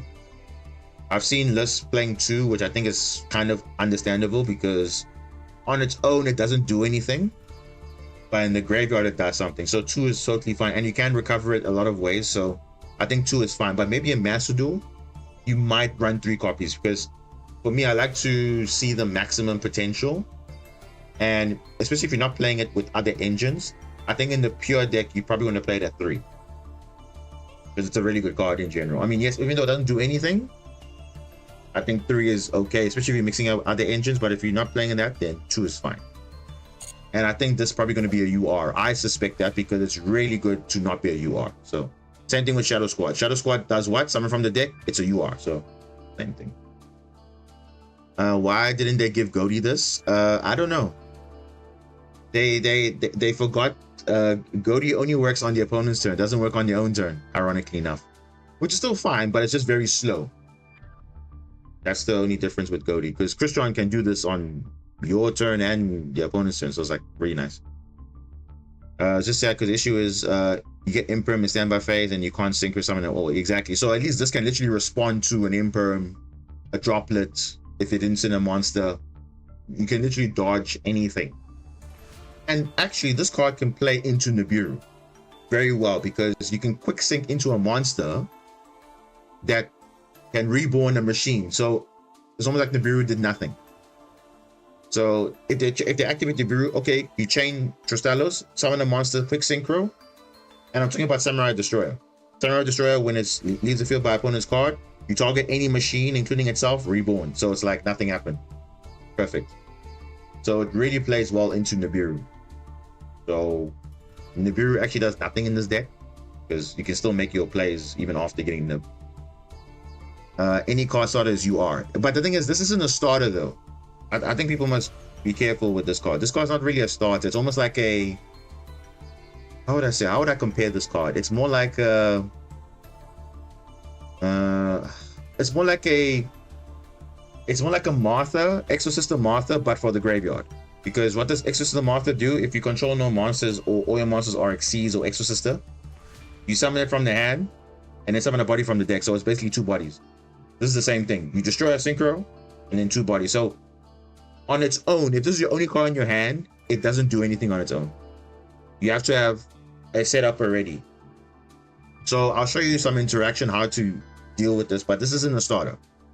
This is like a pseudo extender in a way. And it's basically an interruption. That's how I see this. So it's not like anything crazy like it's a 1-card combo, this on its own. No, this is not the 1-card combo. It's more like an extender play. So that's why I think people are running it at 2, because if you're running it at 3, it's not doing anything. So actually, let me correct myself. I think this is actually a card that needs to be played at 2 because having it at 3 doesn't do anything. And yeah, I think it just makes sense to run it at 2. Because you have many ways to search this and you can recover this so many times and it's perfectly okay. So I think that's really something you have to just take note of there for that. And then we have the other main deck monster, level 5, which is the Sulfador, which is the official name. It's a level 5, decent attack stats, defense stat, okay. So what's good about this card? So this card's in your hand or grave, which is nice. You can target a Crystron card you control, destroy it. So it can be a monster, a continuous spell. It must be a card you control. So if it's face down, you don't control it. You must be face up. And if you do, special summon this card. Also, you cannot special summon from the extra deck for the rest of the turn, except machine monsters. So again, it's not a super hard lock. Machine monsters are quite broad, so you can do a lot of things with that. And it being level 5 is good because you can actually make Cyber Dragon Nova into Cyber Dragon Infinity. So it's actually not that bad. So you get a nice Omni Negate already. And then if this card is normal or special summon, so that's the first effect, just to summon itself, which is really cool. Then the other effect is quite broken, which again is another good choke point for the deck also. If this card is normal or special summon, you can send up to 2 Crystron cards. You see, cards, not monsters, not spells, not Crystron cards with different names from your deck to the graveyard except itself. And you can only use each effect once per turn. So it's actually going against the rule of, the other monsters have 1 effect per turn and only once that turn. You can use both of them in the same turn. But the main effect is sending 2 Crystron cards. So it's really, really good because, again, anything that searches 2 cards, sends 2 cards, you have to ash that. So I would say this is a good ash point also. And then the Testalos is also a good ash or Dominus Impulse, because obviously that summons from the deck. But this is really good because it actually gives you more push to send cards specifically that you need. And that's where the other monsters come in, because now you can send the exact starter cards, because you'll start from the graveyard, activate the effect. So this is a really good card. And mind you, there's already a level 5 already in the deck, the Selfnir. And Selfnir just requires a Crystron to be destroyed. Whereas, it requires a Crystron card in your hand to discard. Whereas this one says if you control a Crystron card, you destroy it. So this one's more flexible than this one, because this one you need to have a Crystron card in your hand. Oh, actually, no. I would say this one's more or less also flexible, because this one needs a Crystron in your hand to do something. Otherwise, it's a brick, because how are you dealing with this? Because it's only going in your hand, it's not doing anything, because you need to discard a Crystron to get the effect of Selfnir. But this one, if you play a Crystron card, let's say it's a brick, let's say you play this one, you normal summon this, you can destroy it from the field, and then you can summon the Salvador, which is really nice. So that's actually quite good. So it's a really good addition for the deck, and again, you can put your starter cards in the deck, and you can get going. So it's really, really nice. I wish Konami did create more generic water monsters that can help any water deck. I mean, they're trying, but they're not making it powerful enough, I think. I don't know. They're just, because of those restrictions that they put on, they kind of make it like, okay, no, it's not that broken. Just chill. So, yeah. Then we have the new Crystron Inclusion, which, again, guess what it does? Continuous spell. When this card is activated, add a Crystron card. You see? Adds a Crystron card. So depending on what you need, you can search it. Broken already. So already, because of that, already that's an instant 3-0. So guess what? It's a 1-card starter, because what is this search? This can search your Salvador. Salvador can destroy this, summon from the hand, send 2 cards. You see, it's a 1-card starter. So this is an instant 3-0 already. This is a starter card. Okay, this is really good. On activation, search a card. Great. 1-card starter. The first time each of your crystal monsters will be destroyed by battle, this turn is not destroyed. Okay, that's fine. If you keep it on the field, great. But normally you're not going to have it on the field. You can banish this card from your grave. Target 1 crystal monster in your graveyard. So it's a monster reborn, and also it's a searcher. But obviously, remember, it says, yeah, you can only use this effect of Crystron Inclusion once per turn, and you can only activate Crystron Inclusion per turn. So that means on the on-field effect, activating the card, continuous spell, only 1 per turn, and reborning from the grave is also once per turn. So it's basically, you can use both effects in the same turn. So it's really good. So in case you get disturbed somewhere, you can play through hand trust quite well, because this can give you that further push. You know, it's really good, and it recovers sometimes, you know, a monster that you want to need for rank up plays or synchro plays. So it's really, really good. So this is an instant 3-0. I won't be surprised if this is the UR and then Testalos is the SR.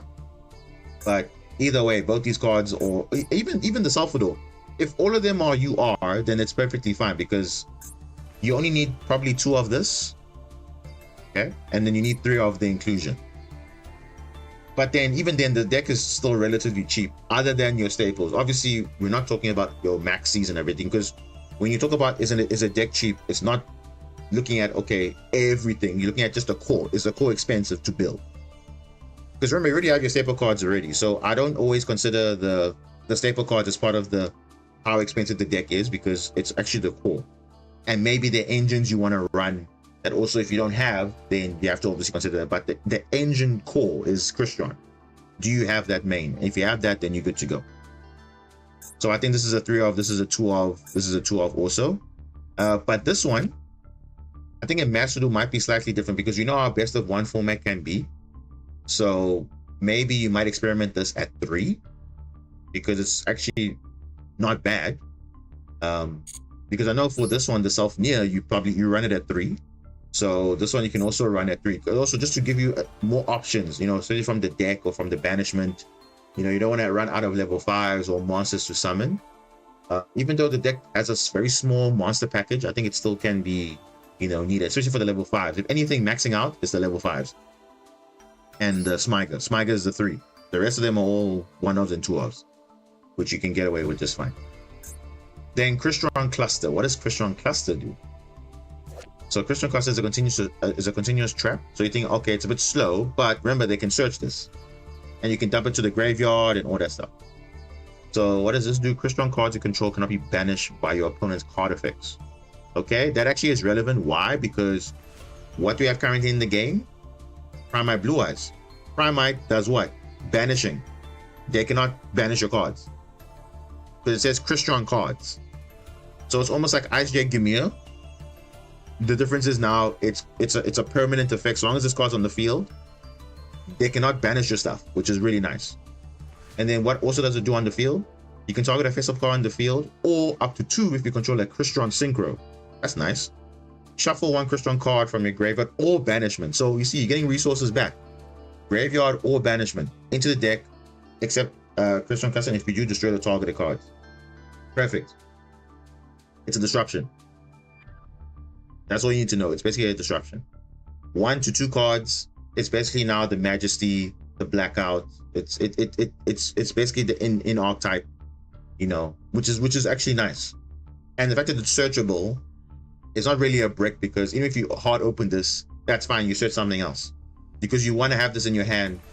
Ideally, in case you get, let's say you get drolled or whatever, you can still make a synchro, and you have the double disruption at least, because it's Crystron synchro monster that you need to get 2, but minimum 1 is fine. Like with Blue Eyes, you need to have enough Blue Eyes to get the maximum effect. So minimum 1 is always going to be live. So that's actually quite decent. But this is definitely going to be a 1-off, because again, you don't want to see multiples of this, because you obviously want to max out your other stuff. So because it's searchable and you can recover it back quite easily, even if it gets destroyed, you can bring it back. I think it's totally fine to be a 1-off, so it's okay. So far the main deck is actually really getting a boost, because you're getting, you know, 2 copies of Tristalos, which is really good. 3 copies of Sulfador. Definitely 3 copies of Inclusion, no brainer, and 1 cluster. So what does it mean for these other cards? Crystron Impact, Crystron Entry. I don't think you need this anymore, because again, these are, I mean, you could search these, but they're very slow. They don't do anything. They need to have stuff going. And yeah, I think these are just not a bit outdated. So I think Crystron Cluster and Inclusion are just like the better cards to search. And yeah, but then again, people might experiment with these, because I know the Impact has a negate when you target a Crystron monster, but I mean, your stuff can literally dodge everything. So do you really care about that? Because Tristalos can just synchro whatever. If you dodge Imperm, dodge a Veiler, dodge a Ogre, like you can literally play around those things, play into Nibiru, so you don't really need to worry about that, because you can just play around it like that. So it's totally fine. And then I think that's the main deck. Yeah, so that's the main deck. Then the new extra deck monster, the Crystron Skeletus, or LA Skeletus, as they call it. I think it's El Skeletus, the actual name, but we'll see. It's a generic monster. Okay, 1 tuner but non-tuner level 7. Monsters your opponent controls lose fire on your attack defense. Okay, that's fine. Doesn't really, if it comes up, okay. You can use each effect of following effects 1 per turn. 2 effects. If this card is synchro summon, you can add a Crystron card from your graveyard or banishment to your hand. So it's nice, because it can also recur from the banish pile. So it's really nice. So if you banish your stuff for cost or whatever to activate the effect, you can recover it back, which is really cool. Then if this synchro summon card is destroyed by battle or card effect, so be careful. If the synchro summon card, so not reborn off something else, synchro summon card destroyed by battle or card effect, you can special summon 1 Crystron monster from a graveyard or banishment. It can actually reborn itself, so that might come up in some situation. If, let's say, now that was the only play you had, and let's say you added back the cluster, you have 2 disruptions already, or 1 interruption, but it's 2 pops, which is nice. So it's really good. On summon, recovers a card when it leaves the field, gets back another body, and even reborn itself. Really, really good card. Nothing to complain about it. I mean, this is probably something that obviously it needed, because again, look at the other synchros. This one is more for like the opponent's turn, because you see, if it's synchro summon, change all face suspension monsters to defense. Doesn't really come up because again, people are link summoning nowadays, so it's not that relevant. And again, if it's show by battle or card effect, target a crystal monster in your grave, except the synchro monster, summon it. So I don't think this card's as practical, but this one is.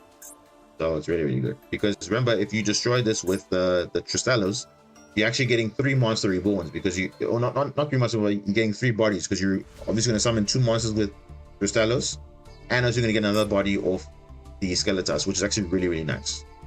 So again, you're getting more bodies on field for more plays, and to establish your end board.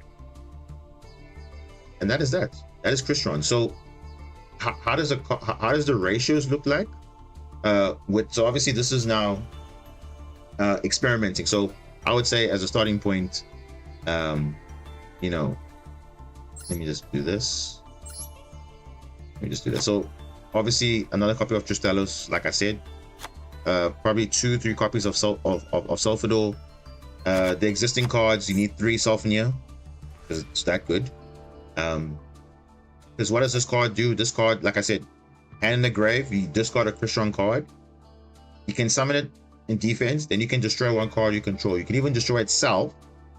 And then if this card on the field is destroyed by battle or card effect, you can summon a Crystron monster from your deck. So you can even summon itself again. It's like a really versatile card. And there's no locking of machines or anything like that. This is perfectly fine. So this is obviously a 3-of you want to have. And then the other cards, the Rosenix, I don't know, let me see. Target a face-up monster you control, and you can spell summon monsters from extra for the rest of the turn except machine type synchro monsters. So you see, that's a kind of a downside. Also destroy this card, and if you do, summon a Crystron Tuner monster from your deck. Okay, that's fine.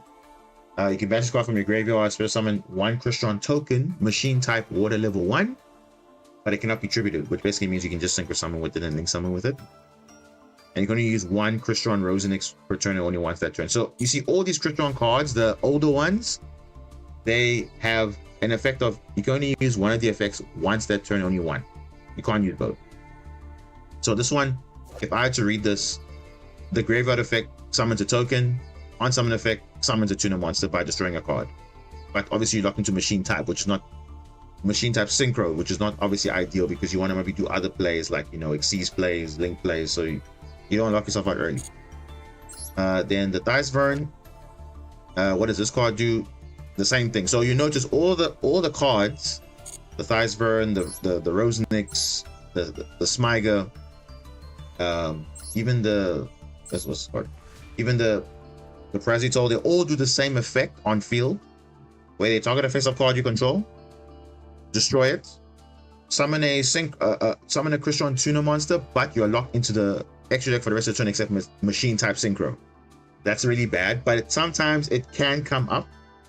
It can come up because there are a lot of good versatile machine type monsters, but most of the time you don't want to lock yourself into that.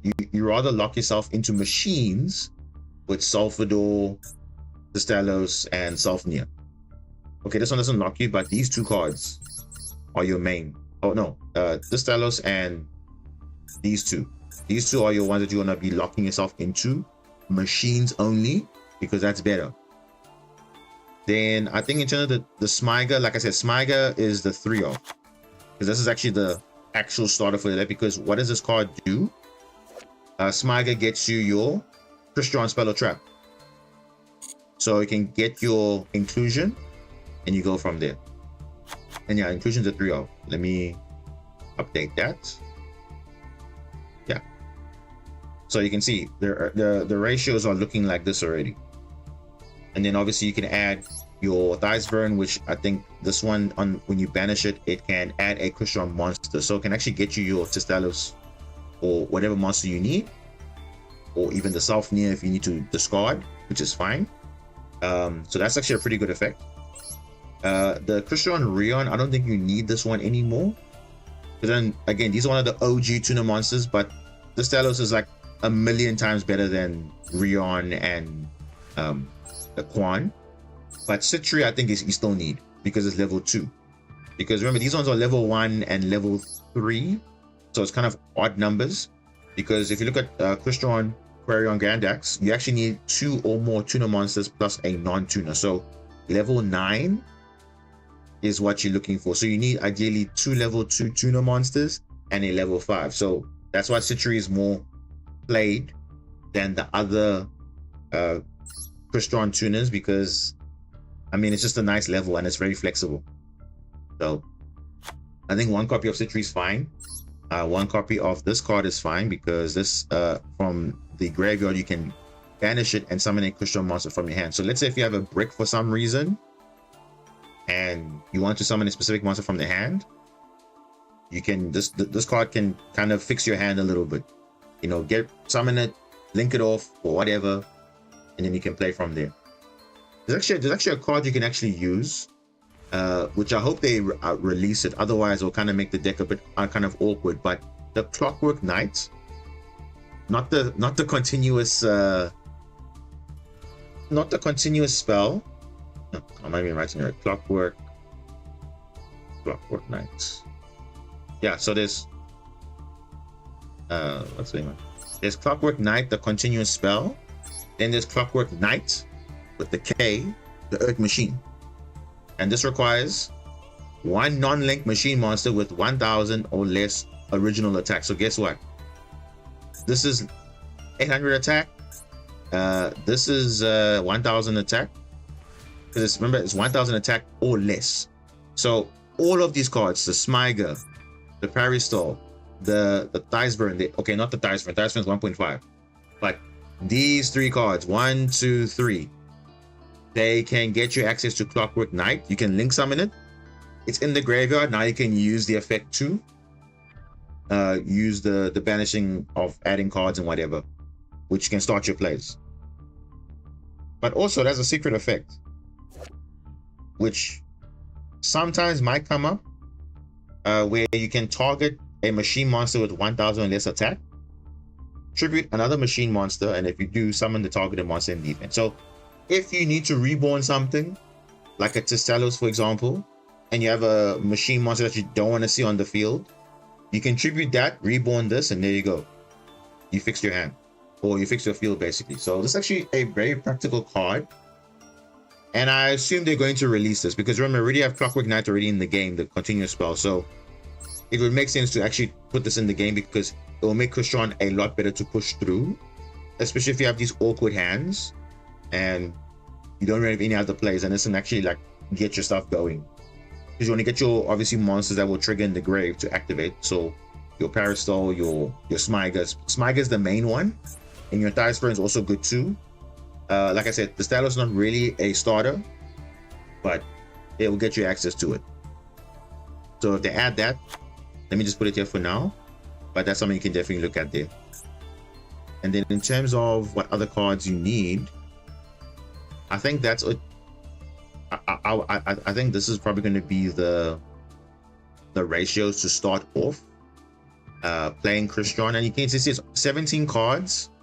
You have 3 Inclusion, 3 Smyger, which is actual 1-card starters. The other ones are 1.5. Sulfania and Sulfador are 1.5 because they need another card to interact. So they are considered 1.5 card combos, similar to Mermail, where most of the cards, other than Neptibus and Neptibus is the only one that requires is a full starter, but the other ones require a discard. So your Poseidra, your Abysteus, so it's the same bracket of that. So those are 1.5 card combos, which is fine, and you will do that accordingly. So you see, it's a very small package. So now the question is, what engines can you run with this? So I think with this one, there's actually quite a few. So what I've been playtesting is with the Horus engine, because obviously Horus engine is very nice because you can discard your starters, your Smyger, your Thiceburn, your Parasol. You can fix your hand basically.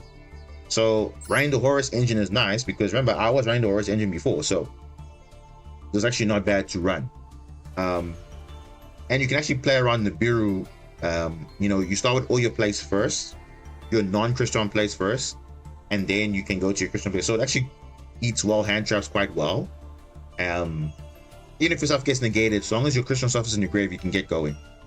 So I think Christian will benefit off the Horus engine quite well, because level 8, you can make zombie vampire.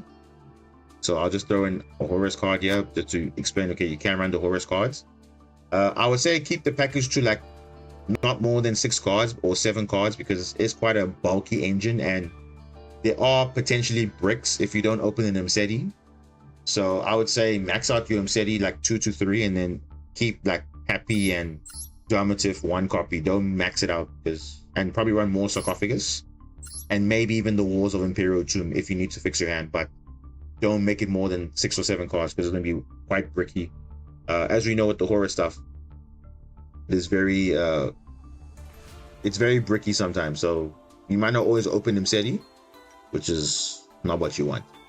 So but it's still a good engine, because you can make zombie vampire, you know, to again dump cards in the grave and summon them reborn. Then you can actually do your plays without committing to, you know, normal summon and all that stuff. So it's actually really good. So zombie vampire is a very good addition to the Christian deck. Again, you can also, you know, foolish card that you obviously, you know, if you don't have any plays, this can get you access to your Christian, similar to what Snake Eyes was doing, giving them access to their original Team for spoils. Then they'll have a Snake Eye card or a Diabell Star, then they play from there. So I think this one is the same logic. Also, you can also make Photon Lord. So why Photon Lord? Because Photon Lord is actually a very good negate. You can make Photon Lord before doing a Christian play, so you have a bit of protection. Very, really nice. So I think running the Horus engine is not bad, because you can get either, you know, ways to extend your hand and see some engine, or you can have a negate and then do your Christian plays, and you are perfectly safe from, you know, an Ash, Nibiru, you know, obviously not from a Dominus Impulse, but you are safe from hand traps, at least for your turn and for your opponent's turn. So not a bad disruption. And always remember with the Photon Lord, if you use Mseti, do not detach Mseti, because remember, Bestials are still there. So Bestials are real. Fiendsmith Controllers is out there, so you don't want to give them a Bestial target.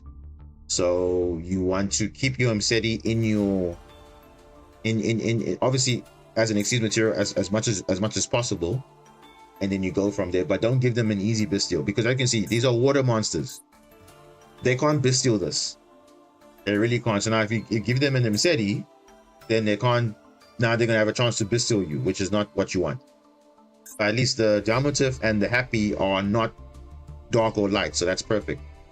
But if you want to keep him steady in the attached monster, then obviously after the turn has been done, then obviously you have to just like get rid of it. But it is what it is, so that's fine.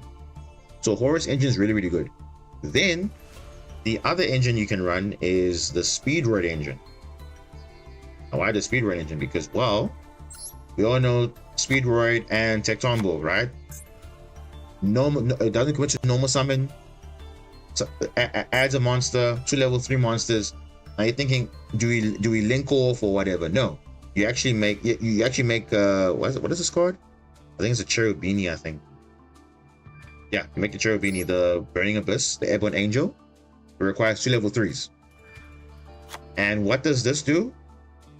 This card can send a level 3 monster from your deck to your grave as a cost. So keyword as a cost, because there's a comment there. So if it sends a level 3 for cost, what does it trigger? It doesn't trigger anything, because if it gets negated, you don't care, because the main thing is you're getting Smiger in the graveyard and you can start your plays from there. So if you open no Christian cards and you open Terratop, it's a good access to your Christian engine. Now in the future, Canines. You see these Canines? These Canines are going to make Christian a hell of a lot better, because these are hand traps and they're also part of your engine piece also, because they can also give you access to your Christian engine. Because remember, level 5, What is level 5 exceeds monsters that is machine? Infinitrack. Infinitrack, rank 5, River Stormer. What does that card do? Detach a material. Take an Earth Machine monster. Either add it to your hand, send it to your graveyard. Earth Machine monster. Why Earth Machine? Scrap Recycler. Scrap Recycler. This is like your best card without committing to your normal summon, by the way. Because remember, the K9 cards don't really have to be normal summon. So what does this card do? On normal or spirit summon, you can send one machine monster from your deck to your grave, and then guess what? You send Smiger, you start your plays. So in the future, that's what's going to happen. But for now, we don't have K9, so do not play Scrap Recycler. Even if you want to play it as a one-of, I recommend not, because this is not a cost. This is part of the effect, and it's a win, so it can miss the timing. So, and it's all, even though it's all once per turn, right now it's not viable to run it at this stage. So I'm saying when we get K9s, we will obviously re-explore this again. But for now, the easier one is Cherubini. But again, Cherubini is a UR in Master Duel. Same thing with the Photon Lord there. It's a UR in Master Duel. Zombie Vampires, UR in Master Duel. Most of you guys will probably have the card, some of you won't. That's totally fine. It's the problem I'm mentioning these engines is because we know what Master Duel is. Sometimes you can't just play the deck pure, because you don't play well into possible hand traps and best of one format. So you don't want to get blown out completely by hand traps. You want to have ways to interact with play through hand traps with other non-engine. Then you can play with your engine pieces afterwards to play around stuff. So especially going second. So I think the Horus engine is really, really good, because it obviously helps discarding your stuff. Terratop also really good to get access to Cherubini. And then because it downs for cost, you don't really care. And also Cherubini is also nice because it's interesting, because it says monsters this card points to cannot be destroyed by card effects. So you probably think, okay, but now doesn't Crystron want to destroy cards? Yes. But for example, if you summon the Skeletas, do not summon it in the zone where Cherubini points to, because obviously you want to destroy this card off the Tessalos. So anything that you want to destroy, do not put it in the zone where Cherubini is. Anything that you want to protect from being destroyed, then you can put it under Cherubini. So there are some lines which you can do that. But again, if you want to play that engine, you can. I think I have this, but I will have to check. But I know for a fact I have the Horus engine. But if I don't have this, it's fine, because I'll probably just use the Horus engine anyway. So it's not a big deal. But there's either Horus engine, there's a Speedroid Terratop engine, and then of course everyone's favorite archetype, Kashtira. Oh my, Kashtira. What? How does Kashtira bridge into Crystron engine? Well, Cherubini again, the same thing. You use your Kashtira level 7s, whatever it is. You make I think it's a Draco Sack, I think.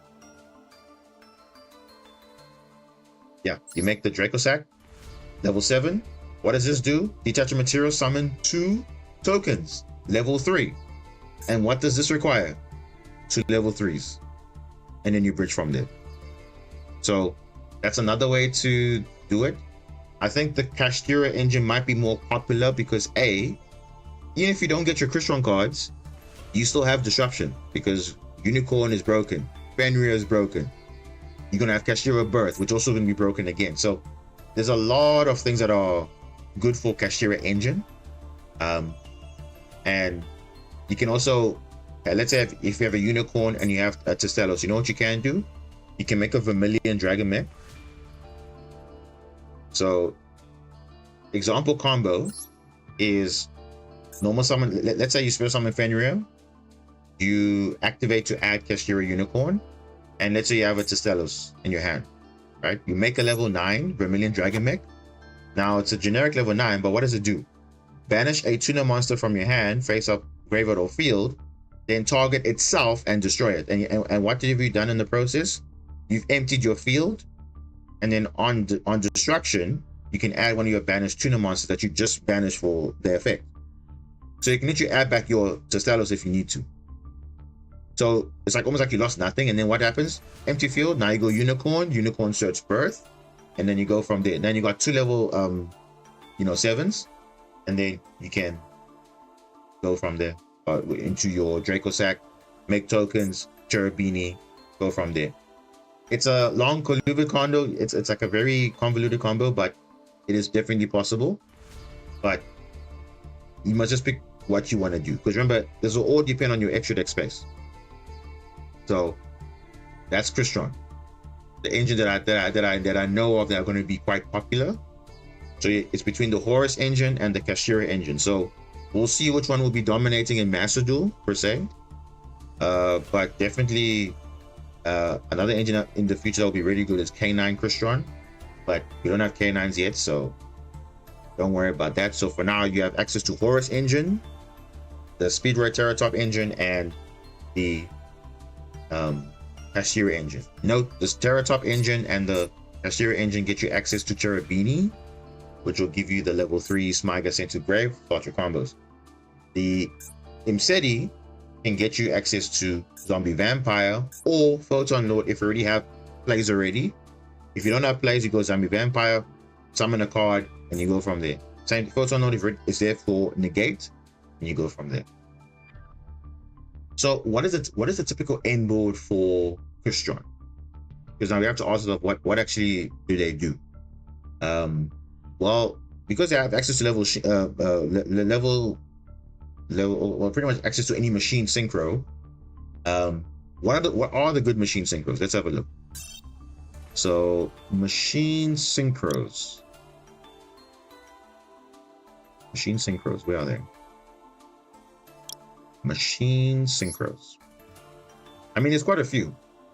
Because remember, they're not locked into a specific attribute of machine synchro. They can summon any machine synchro they want, but you must just be careful which one you want to summon. So obviously, to get maximum disruption, there is Legacia. Legacia is an option, but it's a level 12. So 2 level 5s and a level 2 probably. If you need to get that, okay, draw a card and destroy a card into your opponent controls with the highest attack, that's fine.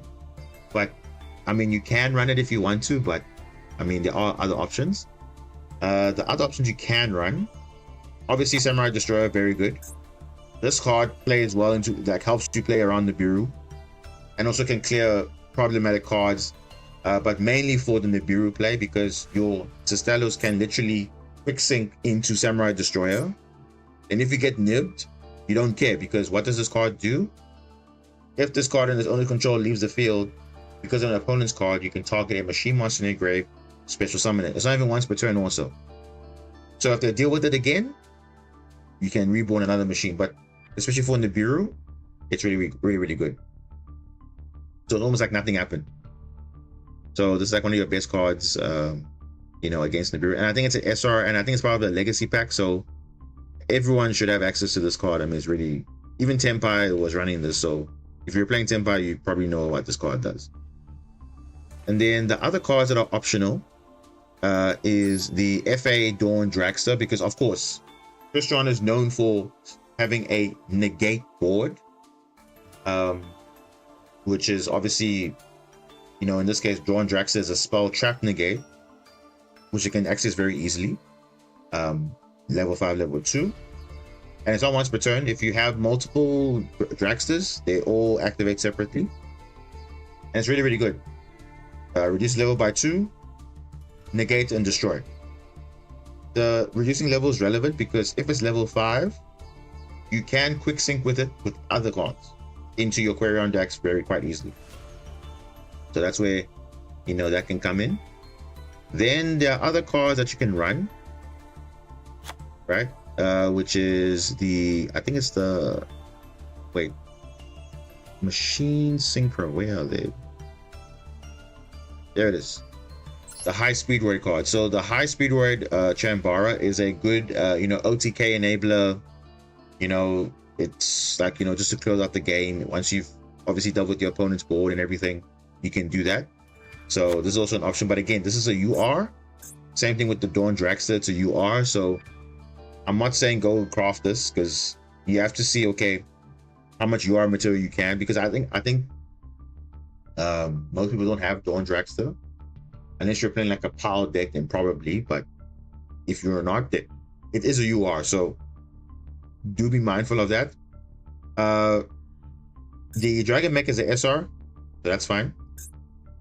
But the High Speed Red Chambara is a UR, so just be wary of that.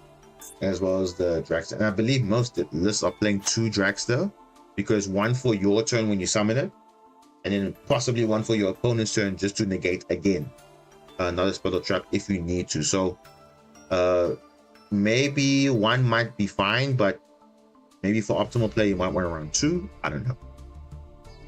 Then the other cards that are optional is this one, Powered Insectron. Maybe against Tempai if you want to run this, because you can obviously Testelos can obviously summon a level 3, which is a non-tuner like Smyger, and you can go into the Powered Insectron. And what does this card do? When it's synchro summoned this turn, this card can only show up battle or card effects. That's not really the relevant part. Also, you take no damage. So where it says also means that irrespective whether this card is there or not, you still take no damage. So that's like, you know, for anti-Tempai. Don't know if you actually would need it, but because Tempai is not really relevant, but I think it's something to always consider. So I'll put that there. And then what are the other? Obviously the Skeletor. The Skeletor's obviously you're gonna run 2 copies of this, because this is very, very good. I wouldn't expect people running less than that. Then what? Obviously the Quarion decks, you're gonna run 1 obviously for that extra layer of disruption as well, because you can actually banish cards. Then if this card is destroyed, you can reborn any of the banished monsters from both players' sides. So it actually might come up in some matches where you banish a key card for them and you can bring it back to your field, or you can use your own. That's actually really nice. So it actually has nice recursion, and you can shuffle it back also with Cluster too, if you have that kind of brand game. But by then you're probably winning the game at that point, so that's fine. There's also Navy Dragon Mech. I know some people were talking about this card also, but this one only recovers a tuner monster from your graveyard. But ideally you want to, you know, destroy something and obviously get something back. Like that's why Vermilion Dragon Mech is a little bit better, but that's obviously personal preference there. The other ones aren't really that relevant because again, it's not like doing much other than what I've mentioned already. So it's really up to you what you want to summon. But yeah, I think those are the good targets for the machine synchros. And in terms of the Xyz monsters, because remember, machines is quite broad. So for Xyz, like I mentioned, the Cyber Dragon Nova into Infinity. So definitely you're going to run that package, because 2 level 5 machines, you got the Sulfador, you got the Sulfanier, level 5s, easy, no brainer. You make Nova, you overlay it into Infinity, then you have an Omni Negate on top of maybe a drawn Dragster. So you have Omni Negate, Spell Trap Negate, you have Crystron Cluster, another pop 2. You possibly have Quarion Gandax, which is another disruption again. So you notice there's multiple follow-ups you can have and disruption, like, and obviously not taking into account your hand traps also. And maybe if you're running the Kashira package, you also have another layer of disruption as well. Ripping cards from the extra deck, banish a card. So there's like actually quite a bit of disruptions you can actually end up on with the Crystron card. So it really is quite versatile. The toolboxes are there available for you. Some might even run the Dengursu. If you don't want to run the Photon Lord, you can run Dengursu, but it doesn't do anything on your turn. It's more for your opponent's turn, but it's only when it's Xyz summoned, then you can do that. Oh no! If it's special summon, mind you, if it's special summon, I always thought this card was always needed to be Xyz summon. No, it's on special summon, so it makes it even more broken than it already is. So that is that. And I think that's it. I think that covers like the main.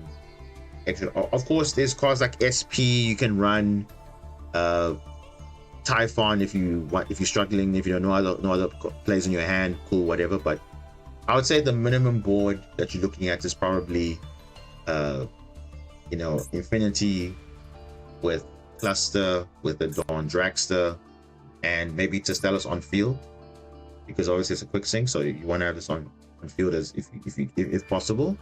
And then the Cluster obviously for further interruption also. So that's actually minimum 4 interruptions over and above your hand traps. So it feels crazy, and that's how it's supposed to be, because this deck is kind of insane like that, because it can pull up quite a few interruptions, and potentially could have Photon Lord also. So like there's quite a bit of interaction, I would say. So if you are uninterrupted, your board is pretty strong. So that I can say that with confidence. Let's see, can we do a hand test quickly just to see what the ideal setup would be? If I say we start with Smyger, for example, let's just see. Maybe we can showcase a bit of what one card can do. Bro, something in my hand here. So in this case, we have quite a few things. We have Sofnia, we have Smyger. We got quite a few things. So I'll show you like a basic one card combo, which is Smyger, and then you'll see for yourself what the board can do, because these are the interactions you have to learn, so that when you face Prishon, you know what to deal with. Do you have time to check out Ryzio? Ryzio, wait.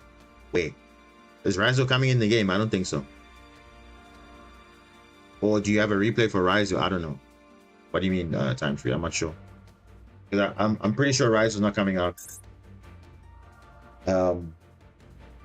It's Ryugi that's coming out from that set. But anyway, we have Crystron Smyger. If there's only card in your hand, let's see what you can do. So do not use the first effect, because remember, you're going to use one effect per turn, only once that turn. We'll link someone into Clockwork Knight. Hopefully they release this, but yeah. I'm just saying, I'm pretty sure it's sometime after Ryzio though. Yeah, I mean, but right now it's not coming soon.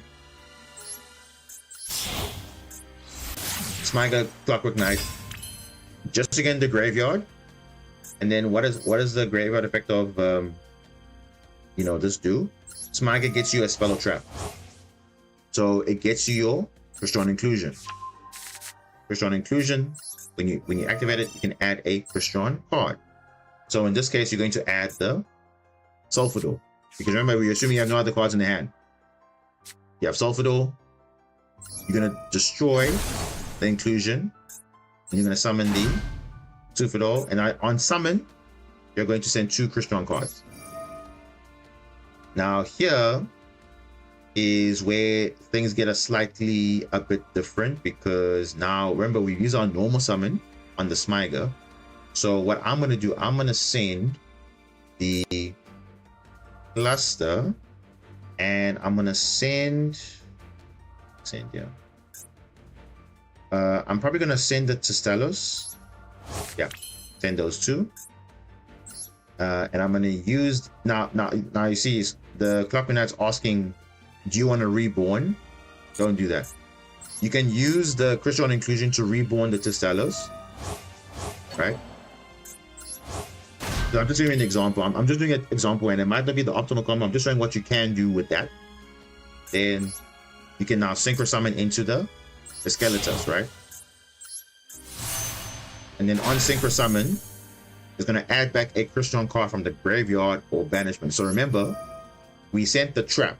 So ideally, you want to prioritize adding back the trap. Okay. Now, you have the other effect of Testellus now. So you're going to banish it, destroy the Skeletus, and then you're going to summon 2 bodies from the deck.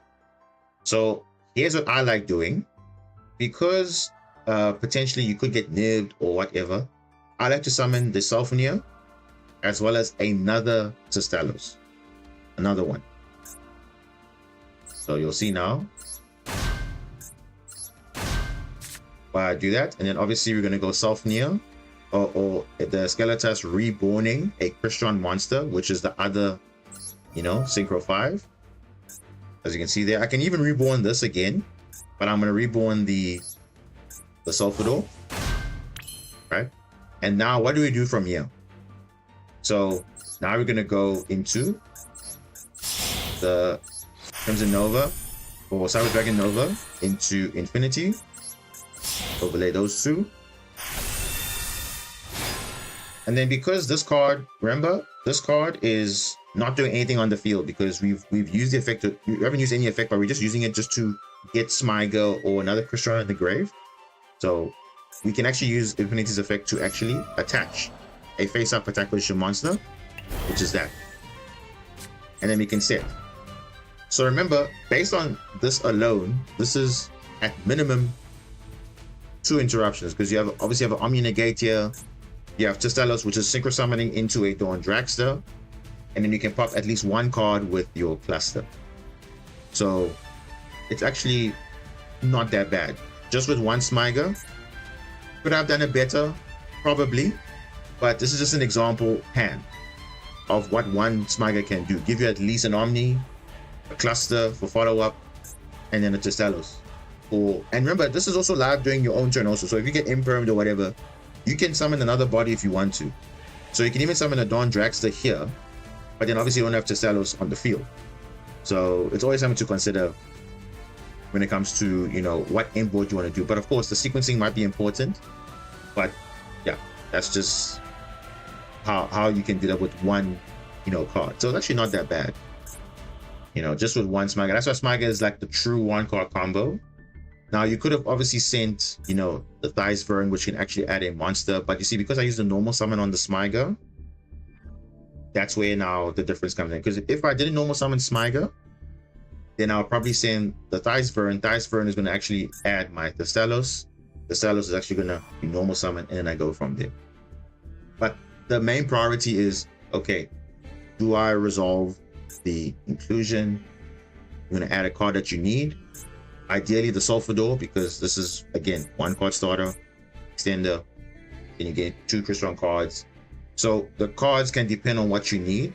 It's either you send the Thighs Vern and the Smyger, or if you use Smyger already, you send the Thighs Vern and the Trap. Because if you use one of the monsters already, you always will send the Trap. If you haven't not used the Trap, you can send Smyger, because remember, Smyger can get you access to this, especially if inclusion is the 1-card starter.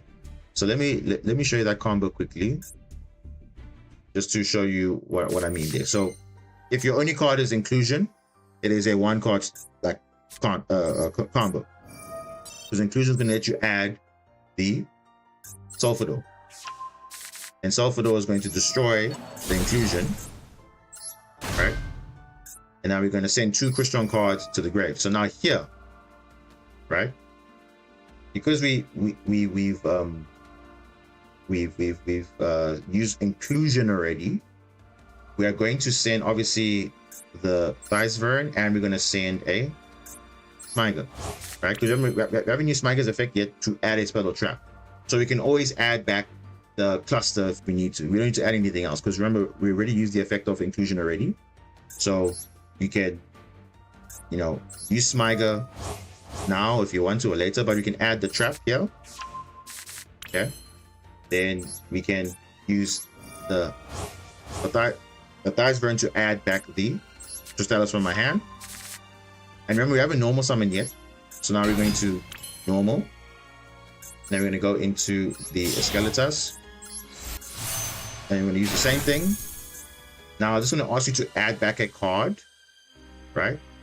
You can optionally add back the Sulfador, or you can add back the Thighs Vern. I would like to add back a card from the banish pile, because remember, the Sulfania can discard a Crystron.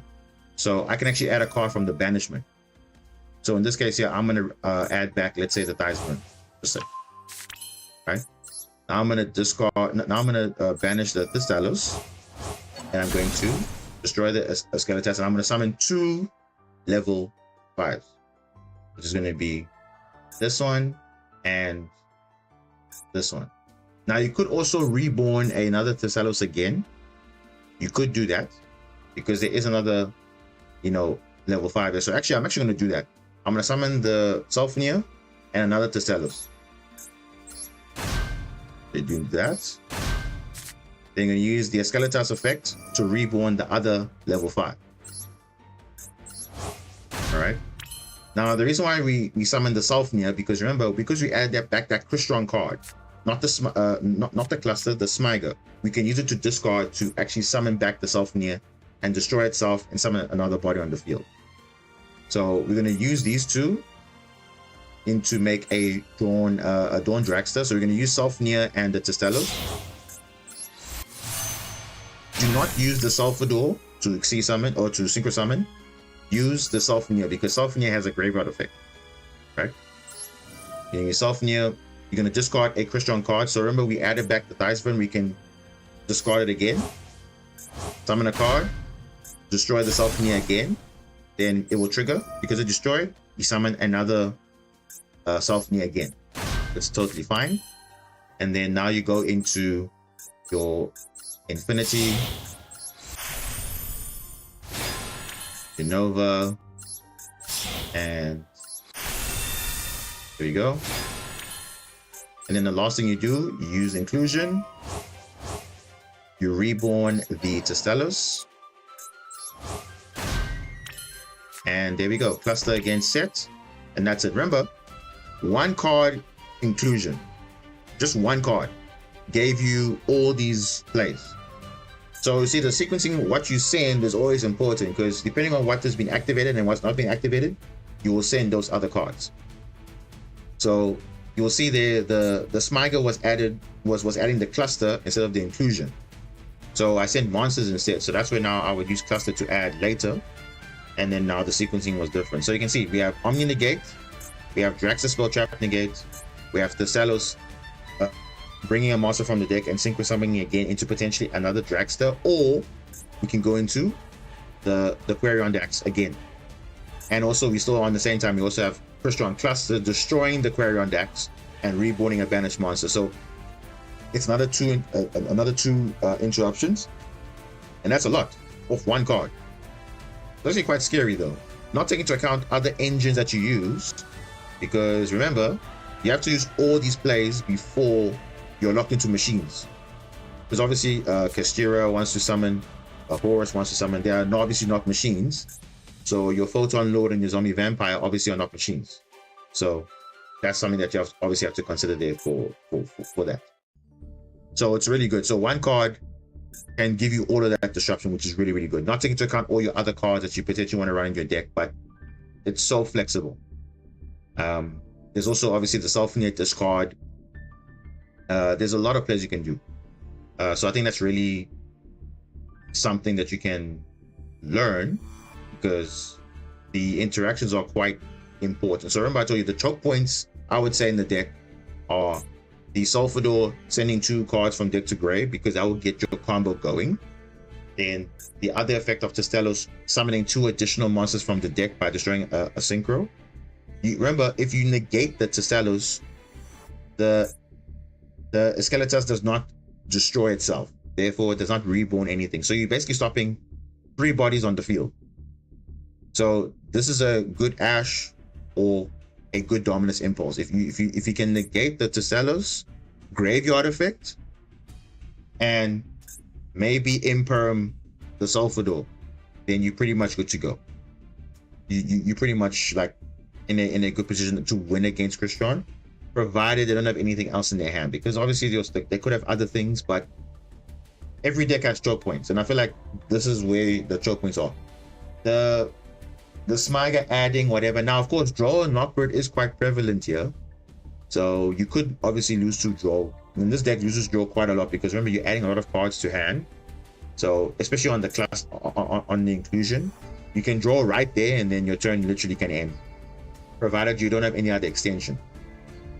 But your Sulfador can still send your bodies on the field, but then obviously they can't add anything, so it's kind of like redundant at that point. So at that point, you're probably going to send a Sulfnir, right? And then if you have a Crystron card, you can discard it and then reborn the Sulfnir, summon from the deck, make at least a Cyber Dragon Nova Infinity, and then probably call it from there. But that's probably like the worst case under draw, provided you have another, Crystron to discard. But otherwise, I mean, the deck is really good and has quite potential. And this is, again, it's a very free deck, even though it doesn't have the restrictions of other water decks per se. It's just certain cards lock you into machine, but most of the deck does not actually lock you out if you use the on-field effect. Now, sometimes it does come up where you need to use the on-field effect, but rarely you would like to rely on the graveyard to activate. So it means cards like Abyss Dweller is a counter for this deck. So if you are playing Mermail, for example, and you're playing against Christian, Abyss Dweller is really good against this deck because obviously they would rely on their graveyard a lot. So you want to obviously shut that down, and that will do that. But if you're going first against Mermail, good luck, because they have to play through all of that disruptions. Omni negate, a spell trap negate, Aquarion decks, banishing cards. Yeah, it's actually quite scary what they can do on their turn one, and it's really, really flexible. That's just with the Crystal cards only. Then you still have the other engines that are throwing in there, so it's really, really good. Even if you get awkward hands, I mean, you can still kind of play the game. I mean, this at a worst case is still you can play the game because it's from hand or grave, but this one is a brick if there's nothing to destroy. So that is the only brick that you would have to consider. And then same thing with Testalos. Your opponent has to do something, then you can actually make plays. But otherwise, like for example, if you normal summon Testalos and they, let's say, activate Max C, you can chain in response to Max C, synchro summon Excelitas, and then keep it like that, and then that's it. You don't have to do much, or you can do some other play, you know, depending on what the need is. But there's a way to play around Max C, kind of, but it all depends how good their hand is. So it really is flexible in that regard. So that is the Crystron stuff. Now, obviously, we went in depth with the Crystron because I think that's the one that people are going to be probably investing more into.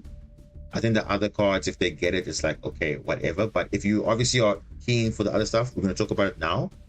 But I won't go super in depth with it because I'm not familiar with, you know, what the strategies are and everything. I know what the cards do, but I wouldn't like say, okay, these are the ideal plays or whatever. I think you can look at other channels that will do probably introduction videos or whatever, or look at content on that. So let's get this out the way. Let's talk about Ryugi. If it's even, I just think not showing. Oh, I'm filtering it by a machine, sorry. Ryugi. Yeah, there it is.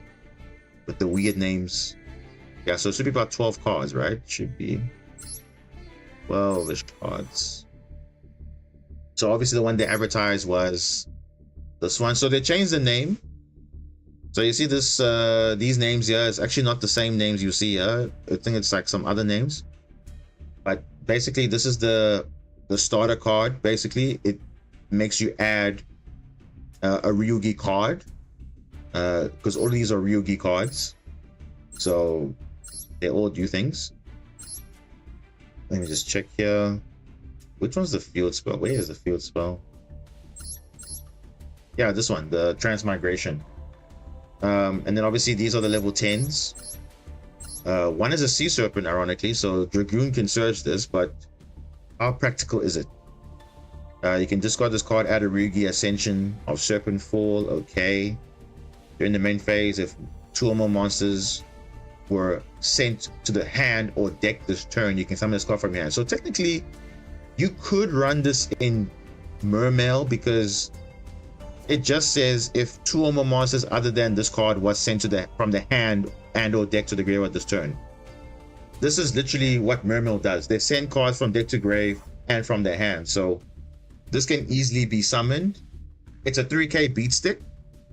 And yeah, it's kind of broken.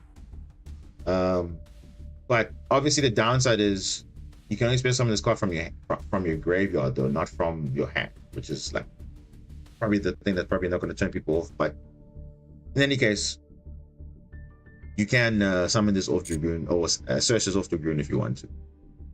And then the other cards, this is the Worm, the level 10, adds a continuous spell, and then this one also the same. If 2 monsters are banished, you can summon this card from your hand, it seems like. Okay.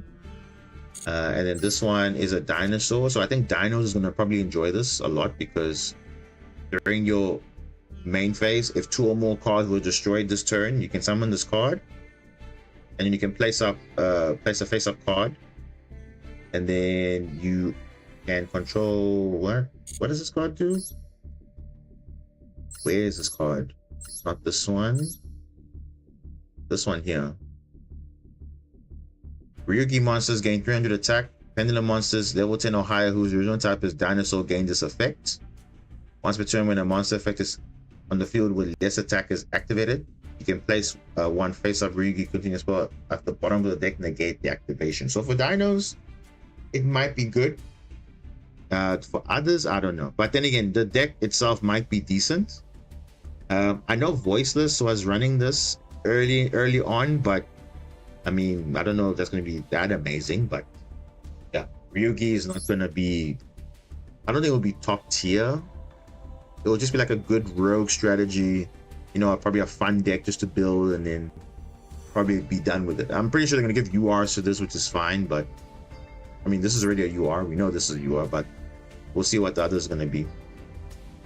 So that's Ryugi. Fine. We'll see what it is. You would think it's a pendulum deck, but not really. I think the other pendulum monster is a scale 13, so maybe you can pen summon, but you can make rank 10s if you want to. It's perfectly fine and you'll be okay. Then Mimighoul. Mimighoul. Let's talk about Mimighoul. So Mimighoul is a, like I said, it's a flip monster deck, which has very unique interaction with your opponent. So obviously it's around this one card, Mimighoul Master, which basically gets your cards started basically. Cannot be sure about our card effects while you control a based on monster, or you control a Mimighoul monster other than Mimighoul Master.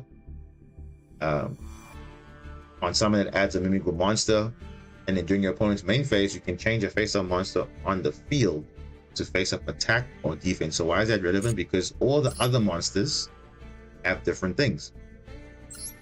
So if you look at you know what the cards do, this is Mimighoul Armor, which says it's a flip effect. So during the main phase, apply this effect in sequence. This turn, Mimighoul monsters cannot be destroyed by battle. So remember, even though it's going to be on your opponent's side, it's still going to be a lingering effect for the rest of the turn. So even though it's going to be on your opponent, the gimmick of these monsters is that they will come back to you, but you've already triggered the effects on the opponent's side. So sometimes it might be detrimental. But in this case, this says, okay, your monster cannot be destroyed by battle. Fine. And then give the card to your opponent, which is obviously going to be you, because you're the one that gave it to them. So it's going to come back to you. And during your main phase, you can summon this card from your hand to your opponent's field in face-down defense. Or, if your opponent controls a monster, you can summon this card from your face-up to your field. So it depends. For your opponent, summon it face-down. For you, summon it face-up. Obviously, you want to summon it to your opponent because Mimighoul Master can flip it face-up. Then the other one, the Dragon, which says destroy all face-up monsters you control, except Mimighoul monsters. So again, this is for your opponent. So if you flip it up and your opponent has monsters, you can literally do a Raigeki, which is crazy. And then it does the same thing during your main phase. You can summon it to your opponent's field. And if this card is normal or special summon, you can add a Mimighoul spell or trap from your deck to your hand, which is nice. And you can use each effect once per turn. So if you have one in your hand and one in your, if you have 2 in your hand, summon one on your field, summon it to your opponent's field. Good to go. Then the Mimighoul Slime. You can see this is an Earth Aqua. Weird thing, but okay. Then, what does this one do? This one can summon a Mimighoul from your opponent's side, from their deck to their field. So you basically give your opponent a free special summon. Broken. Then, yeah, that's same effect. Main phase, summon to your opponent's field. If control face that monster, they summon on your field. It's fine. Then the Cerberus. The Cerberus. Now this one's kind of detrimental because it's when you flip it, it banishes 3 cards from your opponent's deck. Then you special summon one of your banished monsters to your opponent's field. So it's kind of toxic because you are banishing cards from your opponent's deck. Then if it's a good card, it goes to their field, not your field. So your opponent's going to be losing out. So it's kind of unfortunate. So if you wanted a good monster, you can't get it because it's going to go to your opponent's field, which is kind of unfortunate. So yeah, kind of sucks, but it is what it is. I mean, all these cards are very practical, so it just depends what you need it for, but all these effects are kind of broken. Then Mimigul Fairy, it says if it's flip summoned this turn, you cannot activate the effects of special monsters from your hand.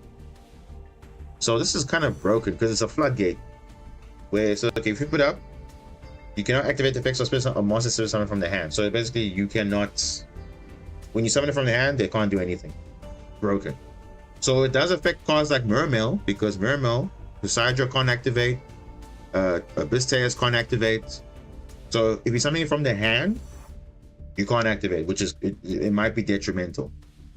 Same thing with Spring Girl. Yeah, it's okay, but your main effect is banishing for cost, so it's fine. But your Mermails definitely might be a problem if you're gonna, like your Poseidon, your Abysteus.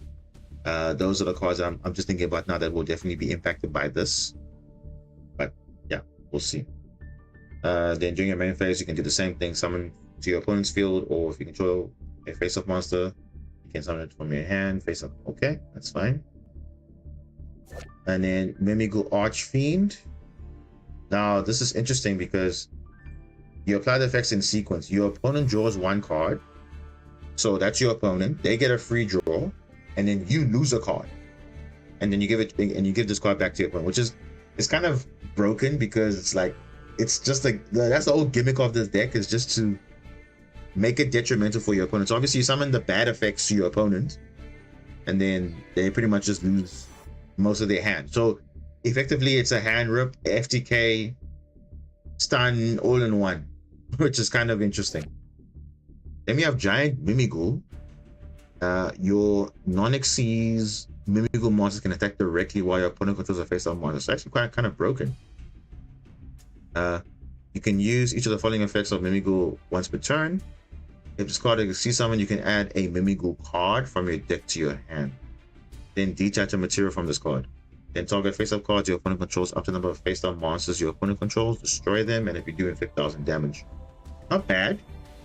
Now, my only worry about this card, and I'm sure you guys can see it, this is a level, this is a rank 1 that requires 2 level 1s, and guess what's currently broken right now at level 1s? Snake Eyes. So I feel like Mimigul is probably going to run a Snake Eye engine just to get access to this Xyz monster, and then that gets their plays going, because remember, it adds a Mimigul card. So you can literally do Snake Eye combo, Snake Eye Ash, or you can do some sort of engine to get to Snake Eye Ash, summon Popular, and then Popular is going to search something, and you make the Xyz, and then you pretty much have Mimigul combo from there. So it's kind of what's probably going to happen in Master Duel, because you'll just see Snake Eyes with Mimigul just to access this, which is kind of unfortunate, but it is what it is.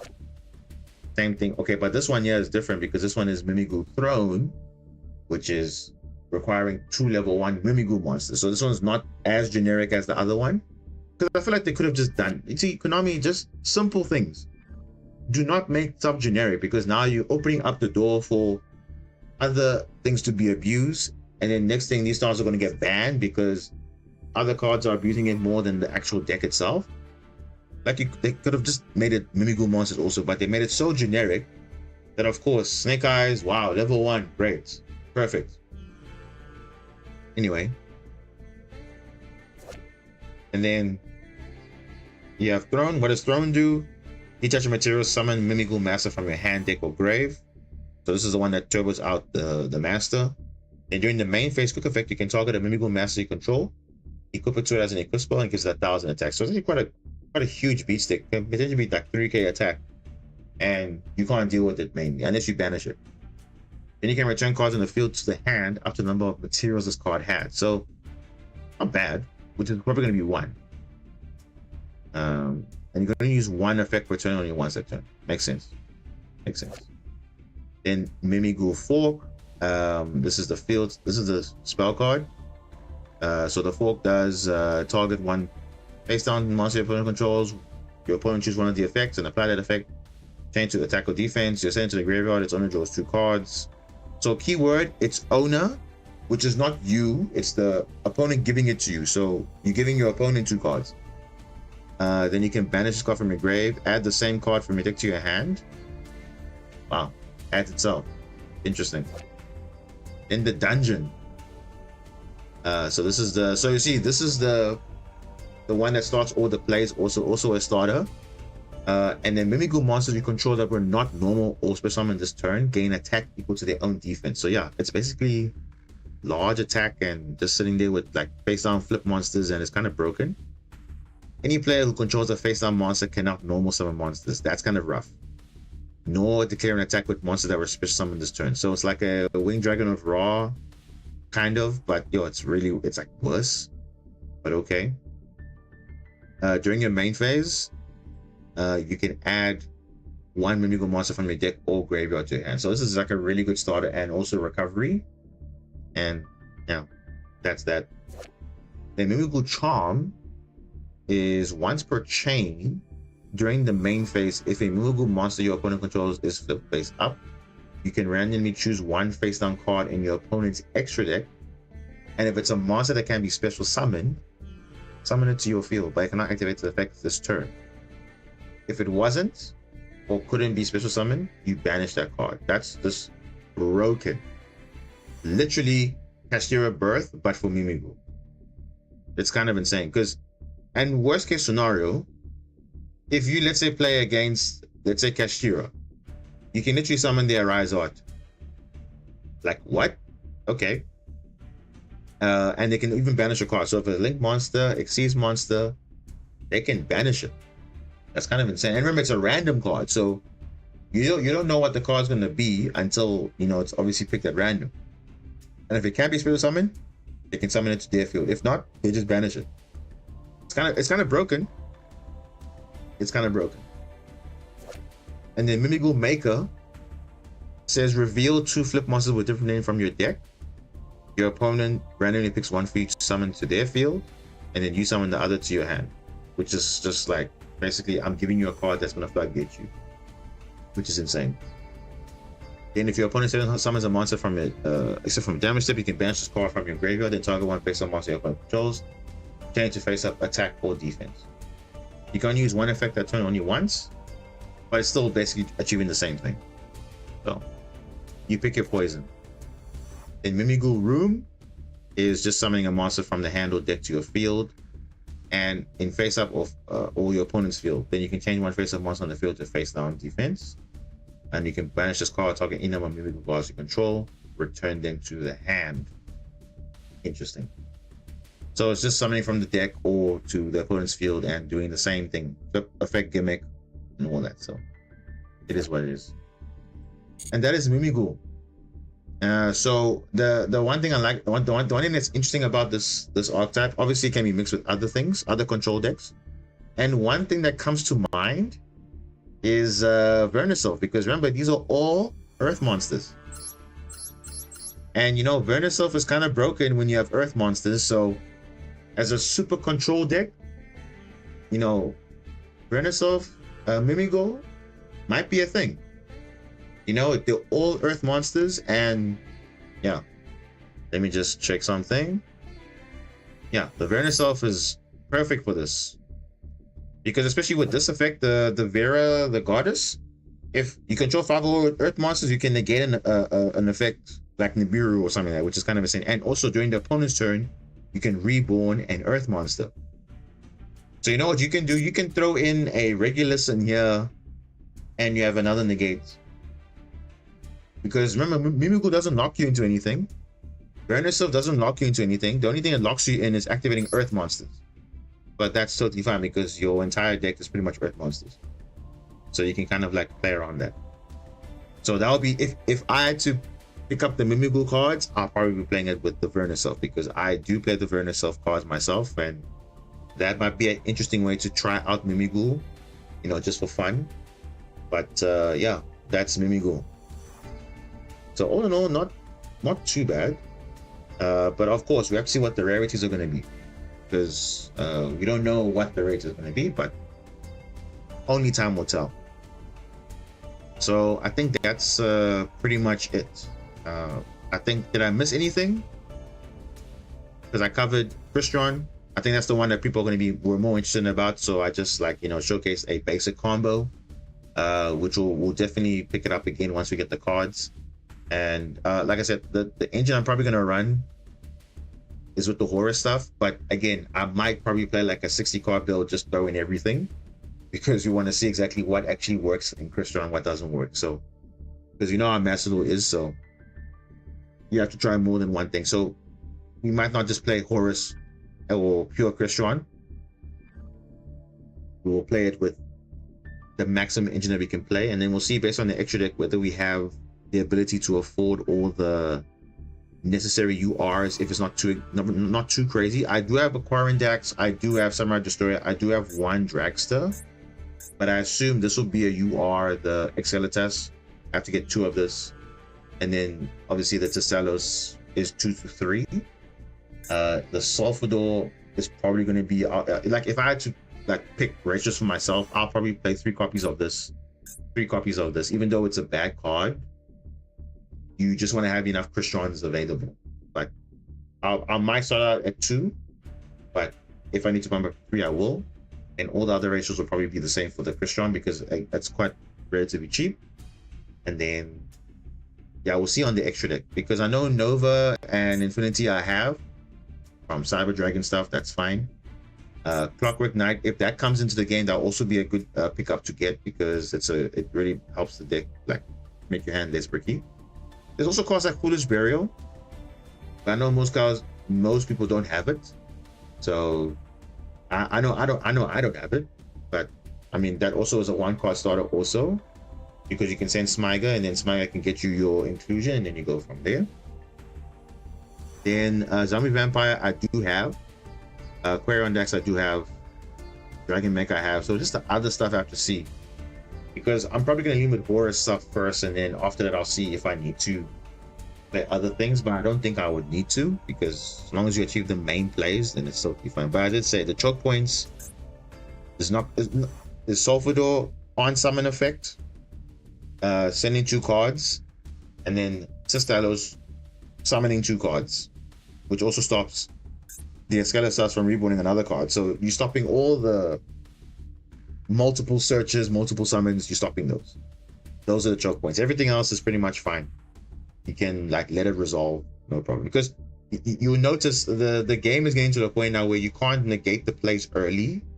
You have to negate the later plays. So as I'm saying, you have to hold on to your stuff, unless you have multiple hand traps, which most of the time people don't. You have to use your hand traps well. So those are the 2 choke points I would say in the Crystron deck. But other than that, I mean, there's also Drawn Lockbird as well.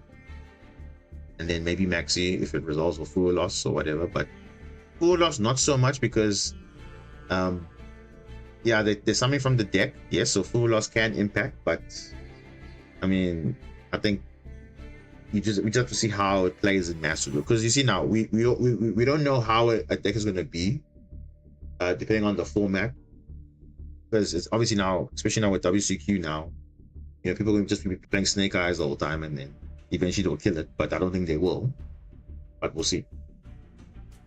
So I think that's it. Perpetual Maze, I mean, really, for me, I'm just excited for the Crystron stuff, because I know that's going to be a future investment, and I know they're not going to ban the cards, because it's a very safe investment. So even if you do pull them, I wouldn't disenchant them, because it might be a meta relevant deck, maybe even now, similar to Memento. It might be a sleeper deck. People are probably going to try it out in the new meta weekly.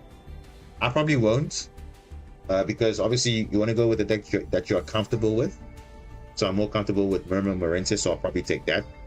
But maybe in the future I might take in Crystron if I'm comfortable with it.